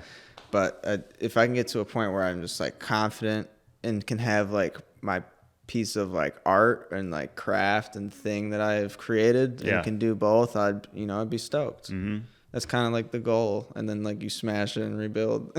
Yeah. Hopefully, the next stage is cooler. It's just a repeating process at this point. Yeah. It's kind of cool. I don't know if it's cool necessarily, but it's like some drift cars are almost a lot of like stance people or whatever. They'll like each year they'll either like switch color, like the wheel setup and stuff like that, but they always make an aesthetic change of some sort every year. Mm-hmm. I feel like drifting's starting to get to that point too. People are just starting to care a lot more about how their car looking. Yeah, or like a lot of people refresh every year. Oh yeah, yep. Just do like fresh aero, fresh paint on the aero kind of thing. Mm-hmm. Different wheel cool. setups. I mean, I think if I had the ability to do it, I'd change stuff up. But like, I don't know. Part of me just kind of like growing with the car. Like, I don't know. Just kind of, it's just. I feel like maybe with my car, like it's always just kind of been like for a long time, it was my thing to like get around in too. So like, I don't know, I didn't have like time to like change stuff on or do anything. So like, it was just like this thing that I had, and like, it was kind of just like a little side hobby. But like, once you start like acquiring parts and stuff, it is hard to like keep up. I understand that. But like to the dudes that like I see like mixing paint and shit every other weekend because they're just running their car, I'm like, I don't know how you do that. Like I get stuff refreshed and everything like that, and it's hard to keep clean, and I feel like I don't really drift that much. Yeah. Like I drift every so often compared to some dudes. Yeah. And a lot of these dudes got like really clean cars. Mm-hmm. Yeah, I think. Yeah, I mean it's unfortunate. Like I wish we had. I guess no. Now that we've got like Jackson and stuff like that, there's a lot more. I would say safer tracks kind of thing. That's pretty safe there. At least around here, there's a lot of tracks that are just kind of, if you end up at the wall, there's a decent chance you can end up in the wall and stuff like that. It's dope that whole track has nowhere to like destroy your vehicle crazy. Yeah. I saw that dude hit the light pole, but what? At Jackson? Yeah. Someone hit the light pole? On entry, they like... Oh, my gosh. Went to like... They hucked it in. Was that this last event? No, it was actually earlier this year. Wow. But yeah, he like went to go initiate, and the car initiated, but like stayed going this way instead of going this way. God, it's like just like that one video, the car at Apple Valley. Exactly. Same thing. Yeah. Oh, man. Hopefully the car's okay. Sorry. No, it's fine. He was out there ripping. Looking at your thing too, I forget it often that you're on 4-lug wheels. 4-lug. And you've acquired quite a gangster collection. Yeah. For 4-lug. For four lug, it's definitely kind of weird. Unique kind of. Yeah. Sometimes I'd just see like, when I first saw like the RG2s, I was like, I didn't even know they made 4-lug RG2s and 17s. Yep. Same thing with, TEs. I don't even think I knew they made 4-lug ones at all. I guess Hondas and stuff had them. Yeah, but smaller. Yeah. It is a weird spec of wheels, but there is like a market for it. It's a niche market. It's a very tiny window. It wasn't very popular. Yeah. So it's like usually dudes, if you want to run cool wheels, you go 5-lug and you get things that are at least like minimum 17 by 8 to, let's say you can get, 17, 18, whatever, but or 17 by 8 to like 17 by 9.5. Yeah. Is just like this huge wide range of like the coolest wheels that you could want, any wheels that you want. But like in between that and like the 15s and the 16s of the smaller wheels and all the wheels that, are in that area, there's like this 17-inch market, which is they has the worst offsets available. Oh yeah. But you are still getting a 17-inch wheel for like a quarter of the price of the 5-lug version. So you just gotta work around the 17 by 7 plus 38 or whatever. Yeah, it is basically 17. So all my wheels are 17 by 7.5. Yeah. And except for the Model 6s. So Model 6s had some better choices with the widths and stuff, but basically it's always 17 by 7.5 plus like 30 something to 40 something. So I have so for my RGs, one of them the pair that I run up front is like a 43. But like because of the way the spokes works and like the concave of the wheel and how it looks with the camber, like it doesn't look as weird. Do you run like spacers and stuff at all? I do. Yeah. Up front I run spacers, and in the rear I run spacers simply because of my over fenders. Yeah. And the car is pretty tweaked, so like it's really off on one side. But they kind of all are too, though, a little bit at least. I know I've noticed mine is too. Same thing. Yeah, from factory, they're not even straight. So. Like we were cursed from the beginning, we were bro. cursed from the beginning. They got us from the start jump. off well. Yeah. No, I've always liked that too about your car a lot. That it's just like still 4-lug, super cool. Don't know what it is because I mean you see plenty of like 4-lug cars, but a lot of times they'll be rocking the small wheel style, which that's where I think the 4-lug market is more at. Yeah, just for the small wheels. Small wheels for sure. And like that was how I was with my coupe. I had the 15s on there, but you ever plan to go 5-lug? Actually, I totally would. Really? Yeah, I just messaged someone for some Model 6s because I would just really like those. Looking to make the jump kind of thing? Yeah, kind of. I think I would run like a conversion spacer with them because I'm already running a pretty fat spacer in the rear, and a conversion spacer is pretty fat, like at least 25 to 30. I didn't even know they made those. Like a 4 to 5, yeah. I didn't know they made them for like, I thought I guess I know they make, well, maybe I didn't even think about the fact that they make 4 to 5-lug. I feel like a lot of times I just see like, 5x100 to 5x114 adapters or whatever. Did not know they made lug to lug ones. I'm just not sure what I want to do. Like, I really want to jump up one tire size, but at the same time, I'm kind of just for like life expectancy on a tire, just to get longer life out of a tire. And I'm only running a 215. So as far as like, I don't really think about competitions or whatever like that, but it would make the car feel different and give me it would give me a little bit of a better platform to work with because the 215 is pretty squirrely. And, like I do get grip out of the Kenda or whatever, but the 225 would just be like a nice jump into like a safe zone of tire to where I can keep up with pretty fast dudes, even though I guess my car can now, but it would just be a smidge better, I feel, on a 225. Yeah, I don't know why I did it looking back, but I also just don't know enough about tires. I have 205 40s on my 17 by 9 wheels. That looks good though. I mean, it looks fine. It's just like I like the car where it's at ride height wise. Yeah. It was lower. I raised it 10 mil after I first got it on the ground because it was like dragging the exhaust everywhere. Raised it 10 mil and that's like solved everything. Yep. Except the fitment. So like next year, I think I'm going to swap out and go 215. It'll ride so much better too.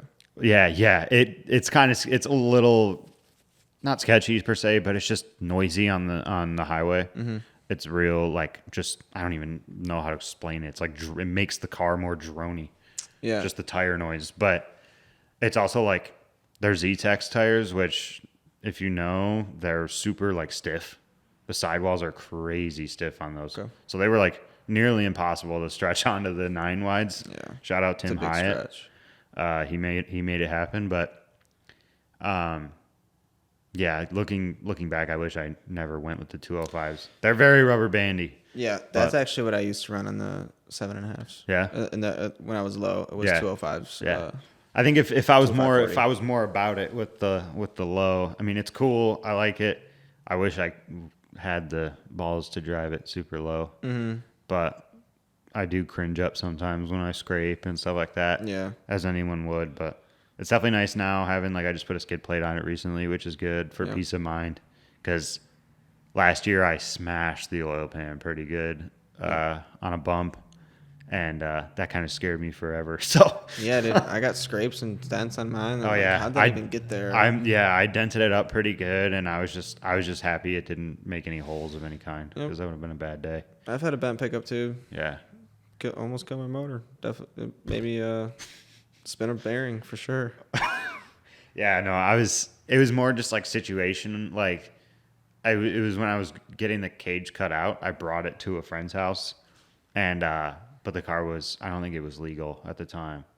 It didn't have plates or anything because I wasn't driving it. But it also was like I had zero interior in the car. Like, I had the driver's seat, I had the cluster zip tied to the dash bar, and that was it. I don't even think I had seatbelts in it. Jeez. It was all off-road use, though. Yeah. No, nothing on the road. Nothing. Never. No, it was not illegal. But yeah, that was terrifying, to be honest. I've never been thrown around in a car like I was when I hit that bump, dude. It just snuck up on me. It was one of them cold patch craters that the Michigan MDOT likes to make everywhere. I've hit plenty of insane craters here. Oh yeah, it's just not fun. Yeah, straight up. I envy people with nice roads. I really do. But I would be slammed if we had nice roads. Yeah. And I didn't like driving the car. Yep. Because I like to drive the car around, but having it slammed is, you never know what you're gonna end up running into, construction or whatever. So, but yeah, so. I'd say I'm at a height now. It's just like lower than, it's like low enough to not say that like the height is shitty. Yeah. You're not, just like in this medium area where I don't think people are gonna like say a whole lot about. Right. No one's ever gonna be like, oh, that car's really low, or that car is. But like, also got way not too much like super high. Yeah. Which is fine. I'd rather just be like chilling. Yeah, right in that. Just flying under the radar. There's the dudes that like, go out there and drive their cars super low, and they do it well, and it's cool. Yeah. And they do it, so I don't have to do it. Yeah. So they do it so that someone's doing it. Yeah. If they weren't doing it, I would consider it. Yes. Maybe be that guy. But we appreciate them for what they do. Right. They're not taking applicants in that division of motorsports. So. Yeah, no. It's got to be beneficial though. Like, how'd the car drive in comparison? It drives once you significantly different. Mm-hmm. Whether you want to argue better, some dudes would say that like, oh, it drives the same, which I'm sure I can get the same results out of it. It just takes time and figuring out technique and a new car situation, suspension wise. But I did like it raised up. It's not really raised up. It's literally like a half inch up front compared to when it was dumped. In the rear, all I did, I don't even know, it was like less than half of an inch, and it was simply just to clear for zero camber. Okay. So that alone really changed the way it drove. Yeah. Just the suspension just felt like it moved way nicer, like in the rear, like just taking impact. Mm-hmm. And just drifting wise, I liked how it felt up front. I mean, it was nice. When the car has room to use its real suspension geometry in the way that it's supposed to be used, design, not all stressed out and stuff. Right.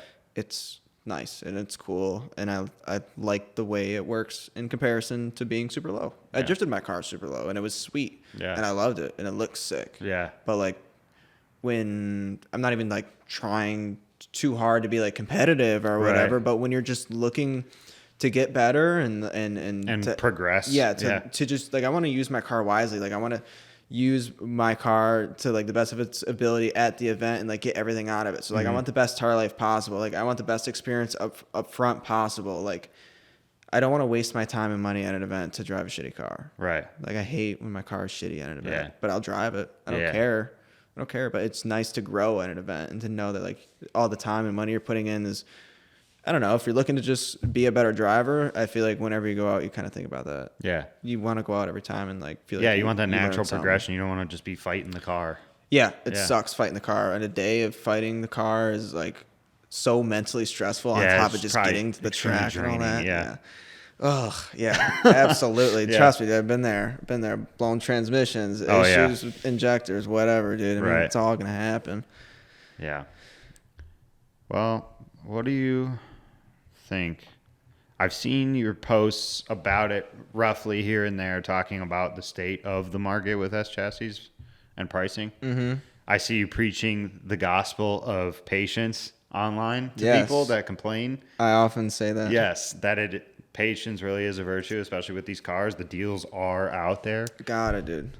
I mean, even me, just recently, I don't know if you saw it all. There was a hatch for sale, local, at least in the state. I don't remember exactly where it was, but asking $1,000. I think it had everything except carpet in the interior. So it was single cam, whatever, rusty, definitely. Yeah, but even that, I was like talking to the guy, trying to go pick it up. I just was like, I'm like, you don't see deals like that often, and you kind of got to just take advantage of them when you can. I was just even going to just part the car out. That's all it was going to be. Make money on that? Yeah, make money on that, but also get parts out of it that I needed. Still after a couple interior things and little things here and there. And I know people that are looking for, believe it or not, I know someone that is looking for a second single cam engine. So, I mean, yeah, I don't know. Everything's worth something. Yeah. Off of those the pick and pull stuff. Yes. Like anyone, eventually, like patience with that too. Like you never know when you're looking for some niche part and some dude's like, get this stuff out of my garage, and like you see it in the corner of his ad or whatever. Yes. Yeah, gotta wait. But there's dudes that are like, they'll be like, I got 4,500 cash. I'm looking to get into a running and driving S13, and there's like dudes like posting laughing emojis or like dead emojis. It's like, okay, sure, there might not be one for sale like right now as he's looking, but there will be. Like be. if you think you can't get that, then you're just like you're obviously an upset hater. Like it's so funny to watch you be upset about it because like those deals happen literally every week. Yeah. Whether you want to believe it or not, there's someone in your town with an S13. Like there's some old lady in a 30-mile radius. I guarantee you, if you live in a town, she's got one sitting in a garage. She hasn't driven in 10 years. Dude, those deals are out there, and there's even dudes that used to drift or don't drift or like don't drift their 240 that'll post it for sale for something not ridiculous. Or it's so like it would be so if people knew how easy it is to swap a KA into a 240. Finding a roller for, let's say, I know the prices have changed these days, but if you're spending more than like 3 G's on a roller, then you need to have some patience. That doesn't have work into it already. Yeah, you can buy a shell and buy a motor and be in very cheap if you're willing to like put in a little work, whether you're mechanically inclined or not. Like you got to get with the dudes or get with some buddies or something. You can do it. Yeah, and there's definitely resources out there if you don't know what you're doing. Yeah, for sure. I can't preach that enough, man, with going through the process with my car, how often I just would ask you guys for things or whatever. To this day, I can't wrap my head around the fact that I pulled a KA out and did all that engine bay work and stuff and had it back in on the ground in like 3 months by yourself, with zero knowledge. I've never done any mechanical work before that. Right. So that's impressive. Yeah, it's absolutely doable. Yeah, and I don't know, I feel bad when like $4,500 is a lot of money, dude. You should be able to buy a decent car with $4,500. And I don't know. I see like you see the for sale ads of just like these abominations of cars, and like the prices are ridiculous. And there's dudes commenting like, "Oh, this is fair" or whatever. Like, you got to realize that these cars are so like there's so many better options, and these cars are like getting rare, whatever. But like, okay, that time during COVID when everything was like messed up, that didn't make like your rusty like POS of a vehicle worth that much more money. Yeah, no, it didn't jack up. It was right. You essentially have a parts car, dog. Yeah, like don't try to sell this car with. There was a weird moment on Bring a Trailer.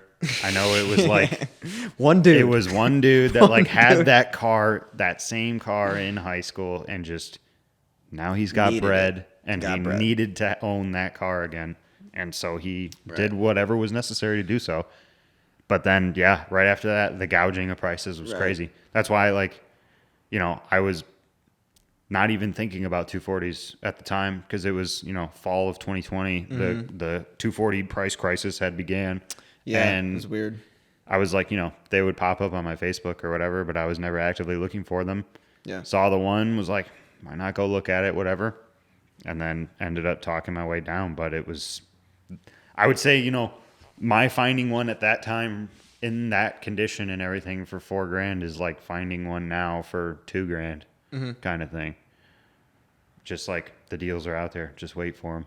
Yeah, dude, be patient. Gotta be patient. It'll pop up, and yeah, it's especially because you're gonna regret it so much more if you know, buy the absolute. If you buy the absolute cheapest one you see, you're gonna have to spend more money, definitely, right, to get it good because it will have issues probably. But you know, sure. I don't know. I just don't. The cars are rarer now. They're more valuable now, but I also don't think they're worth what people think they are. Right. At the end of the day, if someone's like trying to sell you on their like beat drift car, and they're like, you know, let's say for example, like I want like seven. You see like a clapped out S13 for like $7,500. Single it's cam, a drift car, like, sure, whatever.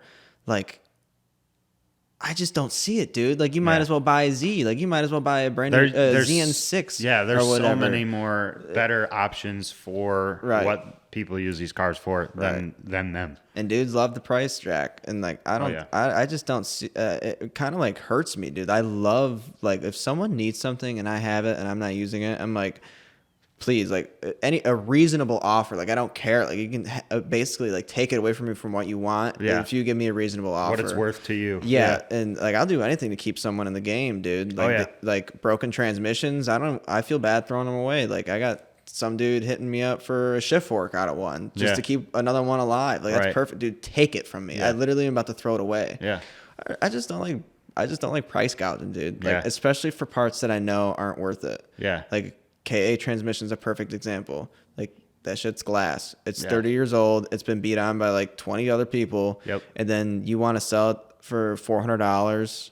Like I know some dudes are trying to get their money out of it, but like I feel like in the drift world, like that stuff's just different. It's different when you have like nice cars or whatever, and like maybe a really nice low mile transmission. Yeah. But like when you have better options for not that much price further away, it's just so hard to justify it being so expensive. Mm-hmm. It's so hard. I mean that $7,000 price point, you can get so much different for that. Like 350Zs are obviously the like quintessential choice these days to get into drifting. It's so hard to beat, dude. Get in with good power. Get in with a good car in general. Motor, transmission. You got to be a little careful, but I mean, they can take it still. I think all of mine.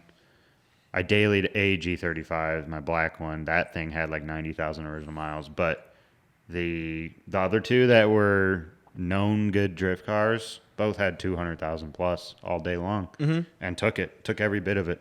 You know, the G's and Z's are great cars, and $7,000 will get you a good example of one of those these days. For sure. And that's just my opinion on the price stuff. Like, my opinion does not affect the actual prices. Yeah, the market's not going to change right now. Yeah, like, no one cares about what I have to say, but there's always going to be someone willing to pay the price that you think would never sell. And I never underestimated that. Like, if you would have told me someone paid $30,000 for an S13, maybe because it still happened after. Yeah, whatever. I mean, that's just crazy. Like, it happens. They still go for 10, 15 grand on Bring Trailer all day long. Yeah, stock ones. Yes, sir.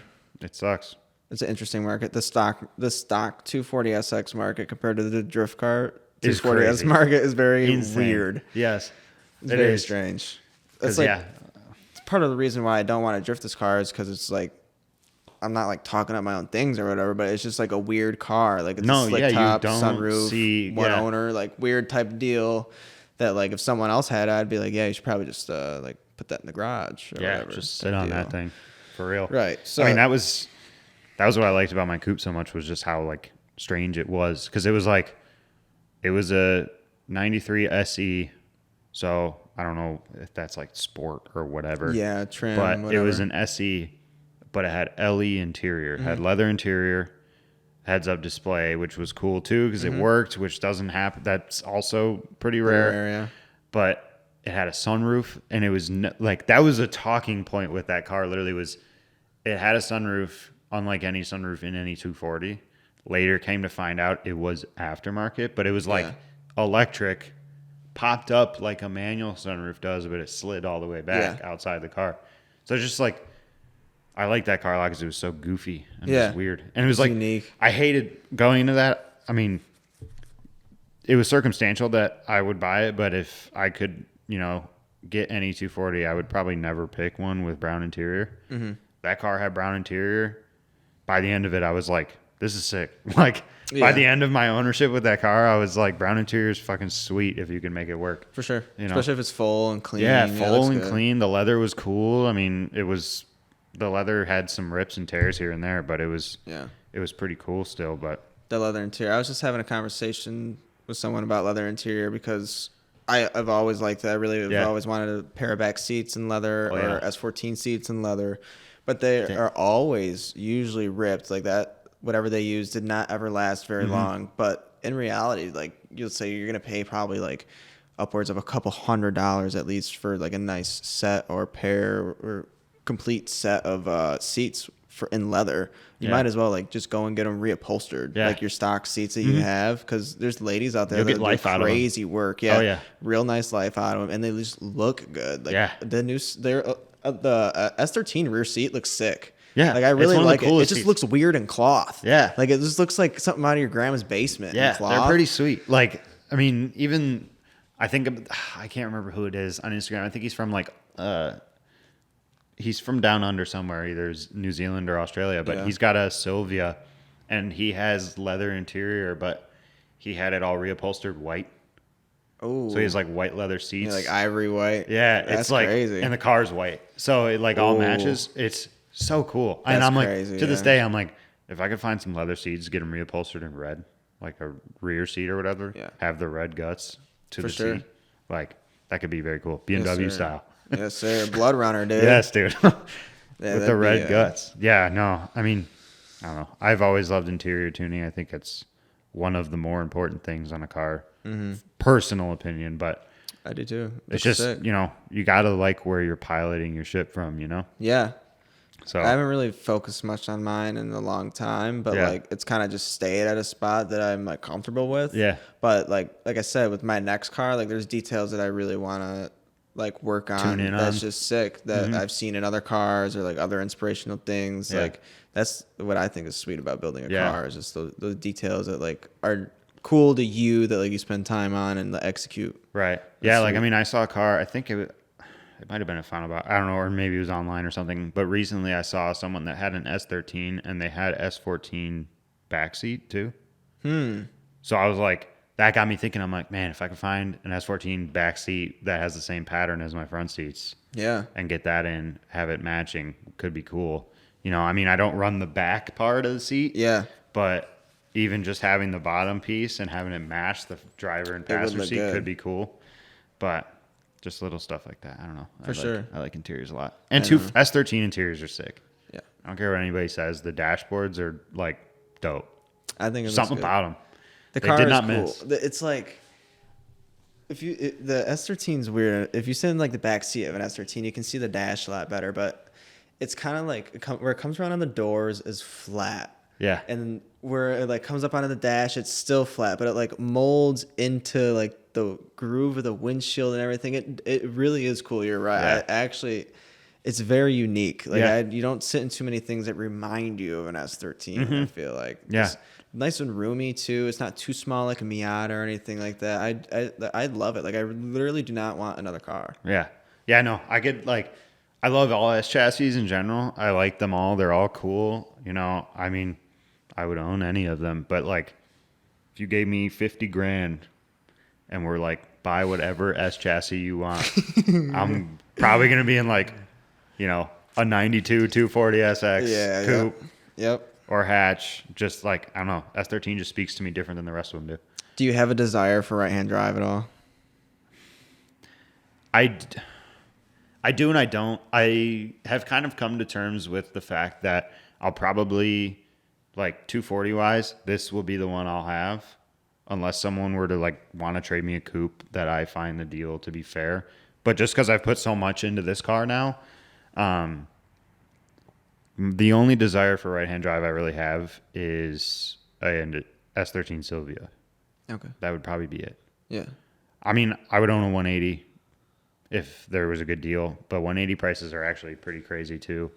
Yeah. Silvias, you can still get some pretty cheap ones because you can get like the NASR auto cars for a decent price. But I mean, I'd own an S15. I literally have like, if I ever had an S15, I already know what it would be, like body kit, everything like that, what I would do.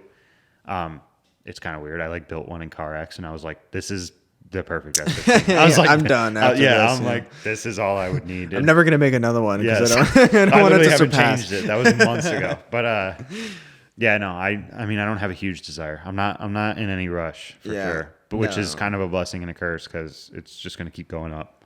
But yeah, it's never really been like, I guess it's cool and unique, but it's never been like so cool and so unique that my brain was like, I need that. Yeah, no, not. It doesn't make or break a car for me. Left-hand drive, right-hand drive. Right-hand drive for me, it's like matter. It's gonna make driving the car to do normal things more inconvenient.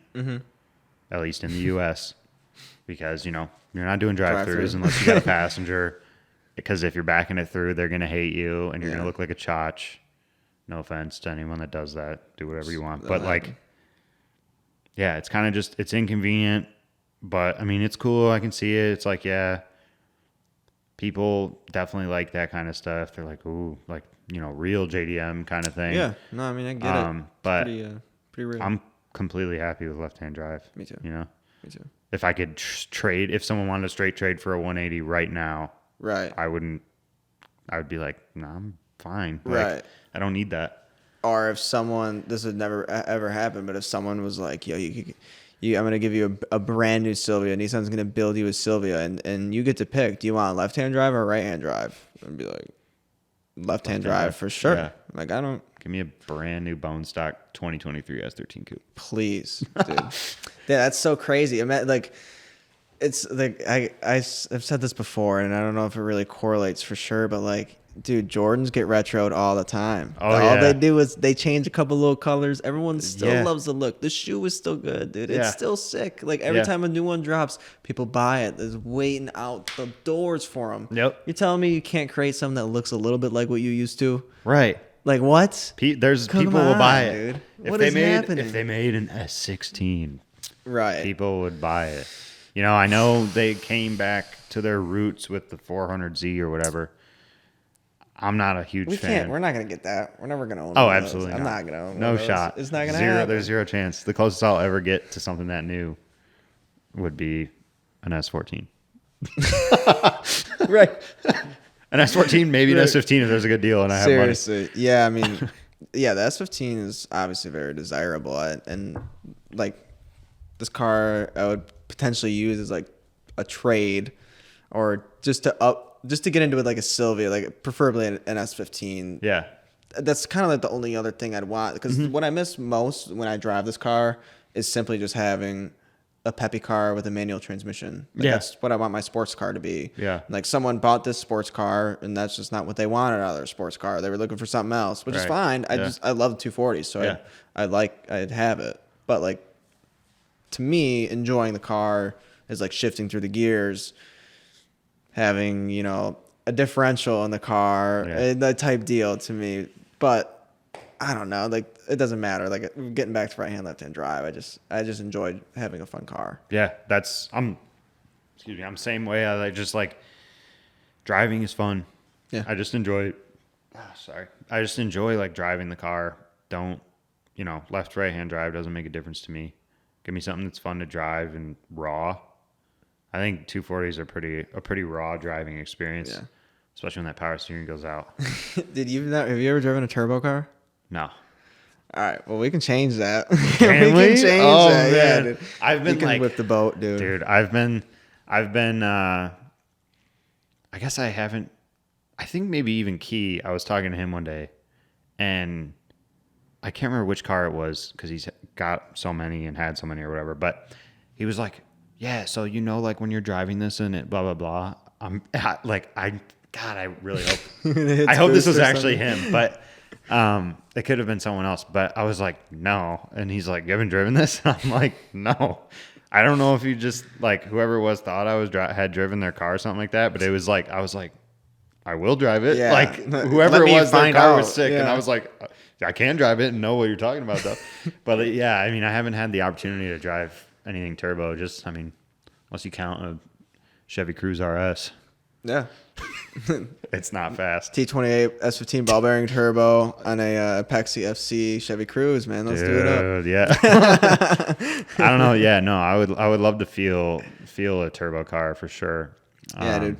We can get you in the boat. Sick. That'd be It'd dope. just be funny to see a street drive that, because I mean, it is like my dad ruined speed for me a long time ago. Oh, so yeah. I don't, drag racing. Yeah, that'll happen. The fast thing, a lot of people would say it's fast. Do I think it's fast? No, I think it's quick. But like to someone that has never driven a car with power, it'd be funny to see a reaction type deal. Yeah, sure. I'm down. We can make it happen. We'll get it in. Yeah, no, I mean, people, that's another thing too with like 240s and stuff like that. They really, if you're looking for something fast or quick, like they're a sports car, but they're not really a sports car. Like they're not fast out of the gate, like how they are. It's not a fun car if you're not drifting. Really, I've had so many scenarios of people being like, oh man, they're like, is this thing fast? And I'm like, absolutely not. Like I've had people where I'm like, I'm straight up like, bro, well, your Honda Element is going to smoke this in a quarter mile. Like you're going to beat me. It's not fast. It's not a crazy, I've had people that want to buy the cars and they're like, oh yeah, they're like, I want to get into racing and stuff. And I'm like, this is not the car to do it. For sure. I mean, they're sick. The cars, for me, I got into it more because I think 240s are super cool. The aftermarket for 240s is super cool. Yeah. The owner base has cool people in it. Mm-hmm. I won't say the whole thing is super cool, obviously. But yeah, for me, it was more of a passion for the car itself. That is why I'm so attached to it. I forget who I was talking to about it, but I kind of recently realized that as soon as I sold my coupe and I went down that crazy rabbit hole and, owned 4 cars in between the coupe and the hatch, and that was within literally less than a year. It was just all along, I was just longing for that 240 again. Yeah. Really, is all it was. The G35s are cool. They're great cars. If I was a smart man, I would have just kept one of those and drifted that. Because I would have been, I would have a full season of drifting by now. But I was still just like, something wasn't doing it. Yeah, that's fine. And got back in this 240, kind of a, it's not a junker per se, but it was definitely pretty rough when I got it. Mm-hmm. But I've owned that car longer than I've owned any car. Wow. The hatch. Yeah. I've owned that over a year, and I haven't owned any other car that long. It's a huge milestone. Yeah, dude. Big time. I mean, I'm gonna own this Honda Fit for the rest of my life, straight up. Hell yeah, dude. Honda Fit's best car. Yes, but sir. yeah, no, I was definitely longing for a 240 the whole time. Didn't really realize it until recently. But yeah. Well, that's fine, dude. You got more than enough time ahead of you to own as many or whichever one you want. So yeah, no, I definitely love to get I would love to find, one day when I can afford it, I would love to find another stock one. Okay. Something about driving that car when it was bone stock automatic, even automatic, it was just so fun. Right. It was fun to just drive around in a 240 every day. Absolutely. Yeah. I mean, you get the same Yeah, I feeling was with this gonna thing. Daily driving at 240 in its stock form is a blast. Yeah, no, it is. I said earlier it's not a fun car, but like I mean that in a different way. Like it is a fun car, stock, but like I was talking about something different. You know what I mean? It's a great car to drive around, rip around in town in, have some fun. Good gas, dude, good gas mileage. This car in the rain, fun. Yeah, absolutely love it. It's so funny, dude. Yeah, it's just like a little God, trip. I had a blast in my car in the snow. Oh yeah, 100%. That's the thing. It's like, people really don't. I mean, I'm not going to drive this thing in the hatch in the winter. Yeah. But that's more because like the engine bay is super nice now. Yeah. I got a bunch of new suspension stuff, so I don't want all that to get destroyed by the weather. Yeah. If it was just the body I was really worried about, if the car still had like factory stuff on the underside and stuff, I would drive it in the winter. Mm-hmm. It's so fun.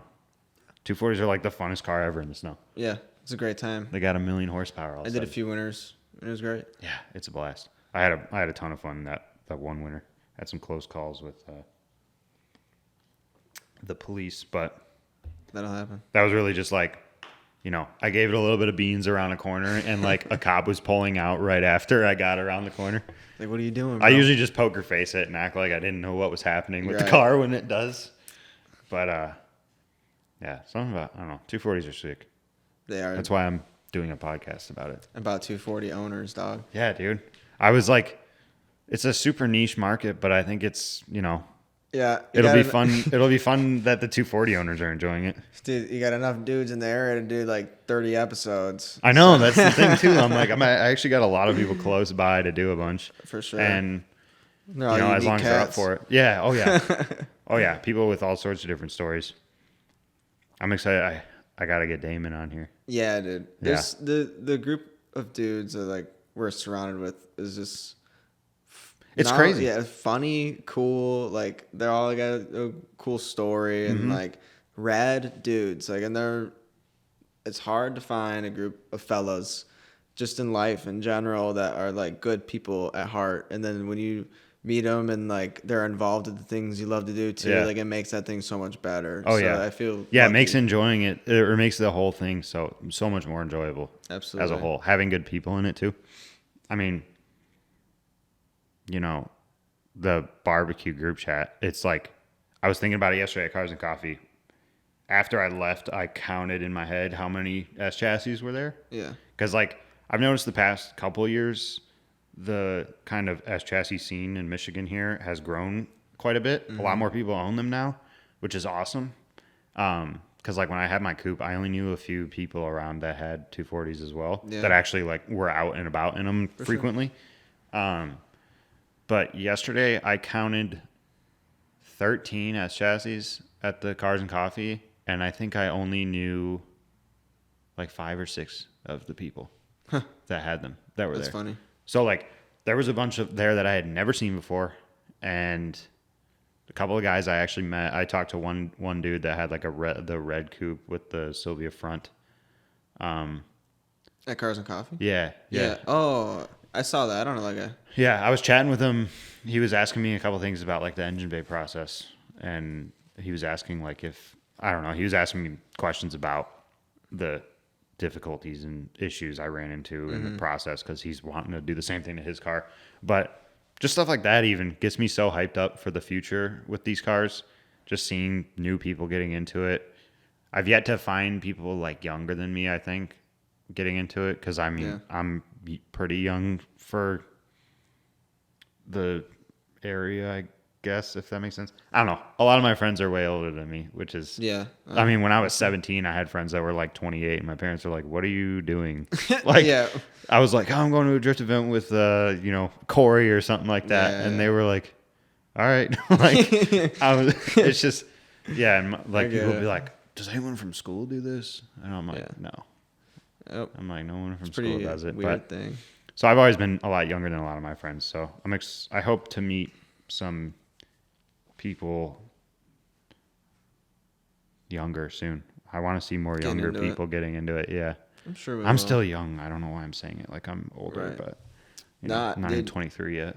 I get it. For a long time, like I didn't know anyone. I didn't have any friends. I can't imagine. I'm glad I knew people at the start, because I can't imagine like getting into these cars not knowing a single soul. Dude, it was weird. It'd be tough. Yeah. Yeah. And like no one at school is into cars for me anyway. I mean, a couple buddies, whatever, sure, but like not into what I was into or like obsessed with at the time. Yeah. Like, I mean, Justin with the black hatch, he's one of my best friends, and you know, me and him were great friends in school, and then he also started getting into cars, and then he came across his hatch that he has now when I think he was like 15 when he got his too. Damn.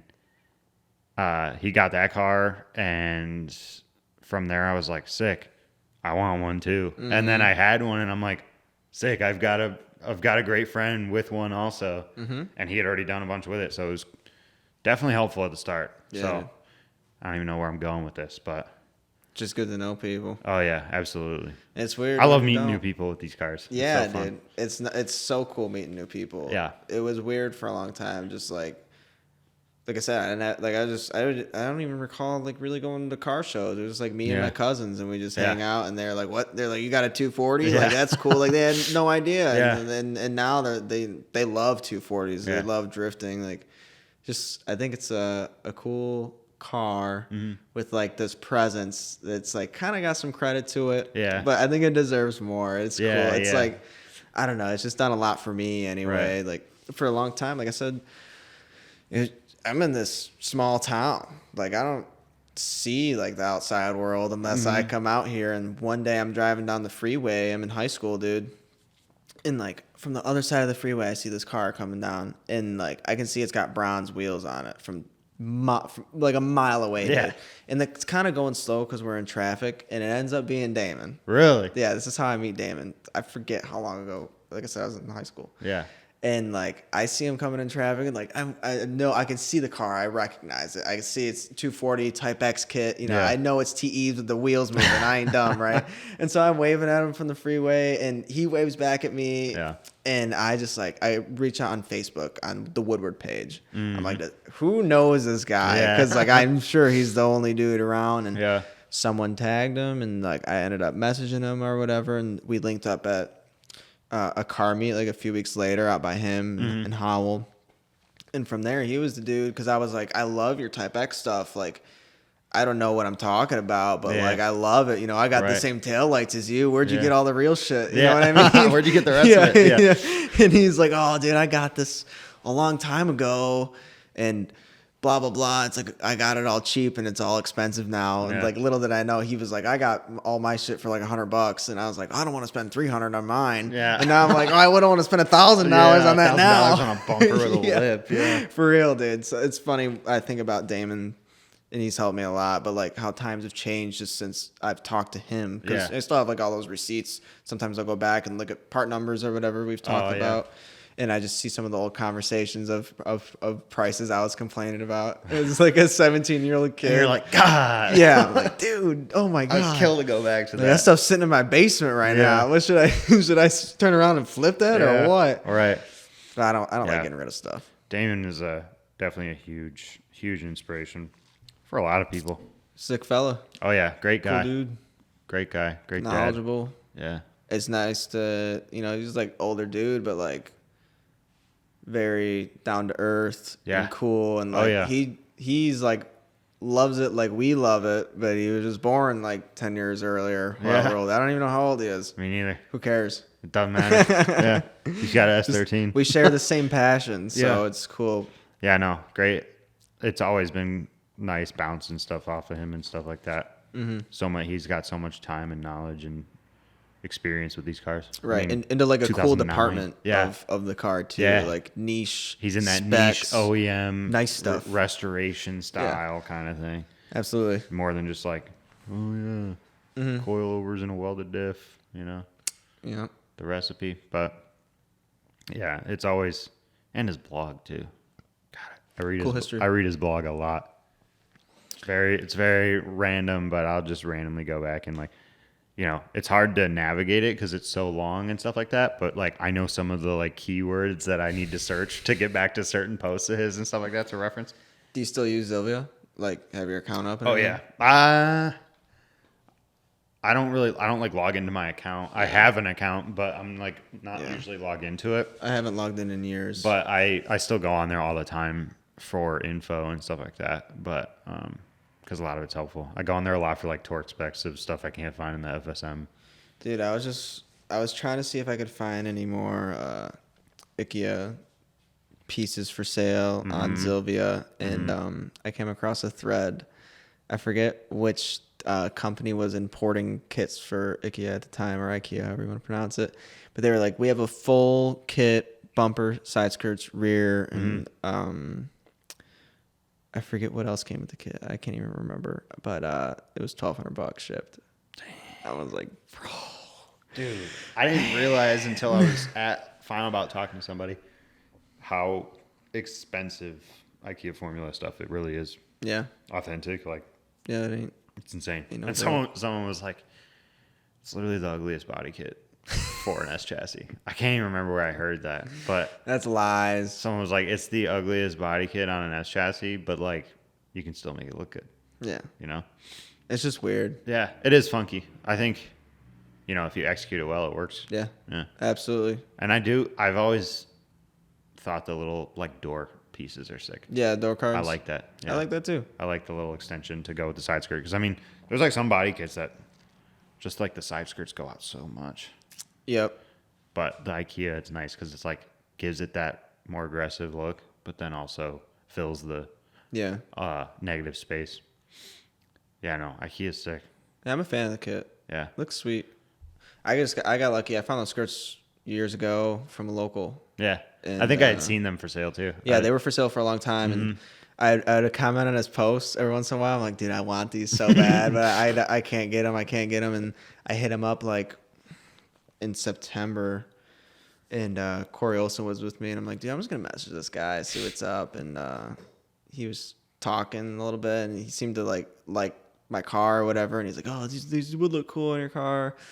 And I'm like, all right, dude, I do. I'm just going to get them. Yeah. Let me meet you. Right. And so it was pretty close to Josh Estes' house. Okay. So me and Corey also went out there one night, and he brought him to his work. He's like, yeah, dude, I've had him for about a decade, and I bought him off Zilvia. Wow. If you know what that is. And I'm like, I do know what that is, believe it or not. And that's crazy. He's like, yeah, I put him in my basement. Didn't ever put him on the car. On him? Wow. Yep. Does he still have a car? He does. Cool. And I hit him up after I put him on the car. And he's like, dude, I love him. I want him back. I was like, no, I just painted him, bro. I just installed him. Yeah, no shot. I know. But cool. He's a cool guy. He's like veteran S13 owner, and he actually sent me some firewall clips. I guess he was like painting his firewall up, redoing some stuff on it. But he's like, you motivated me to work on my car. I was like, nice, dude. Like let's go. Keep it going. I know that's what was like at the barbecue last time when we were all like talking or whatever, and Damien's like, maybe I'll pull the SR20 tonight. Yeah, and I think he did. Yeah, I think he either tried to or did it like the next day or something, but he still made that quick work. It is crazy how little stuff like that'll motivate you. For real. That's the best part. That's one of the fun parts about these cars too. Just like feeding off of each other's energy with them. It's hard to get motivated. It is very tough. For sure. Like when this broke on me, like I went to go take it on vacation and like got on the freeway, it broke down basically. There was like a 3-week period where I was just like sit like this in my room, and like if I were to look out the window to the right, I'd see it in the driveway.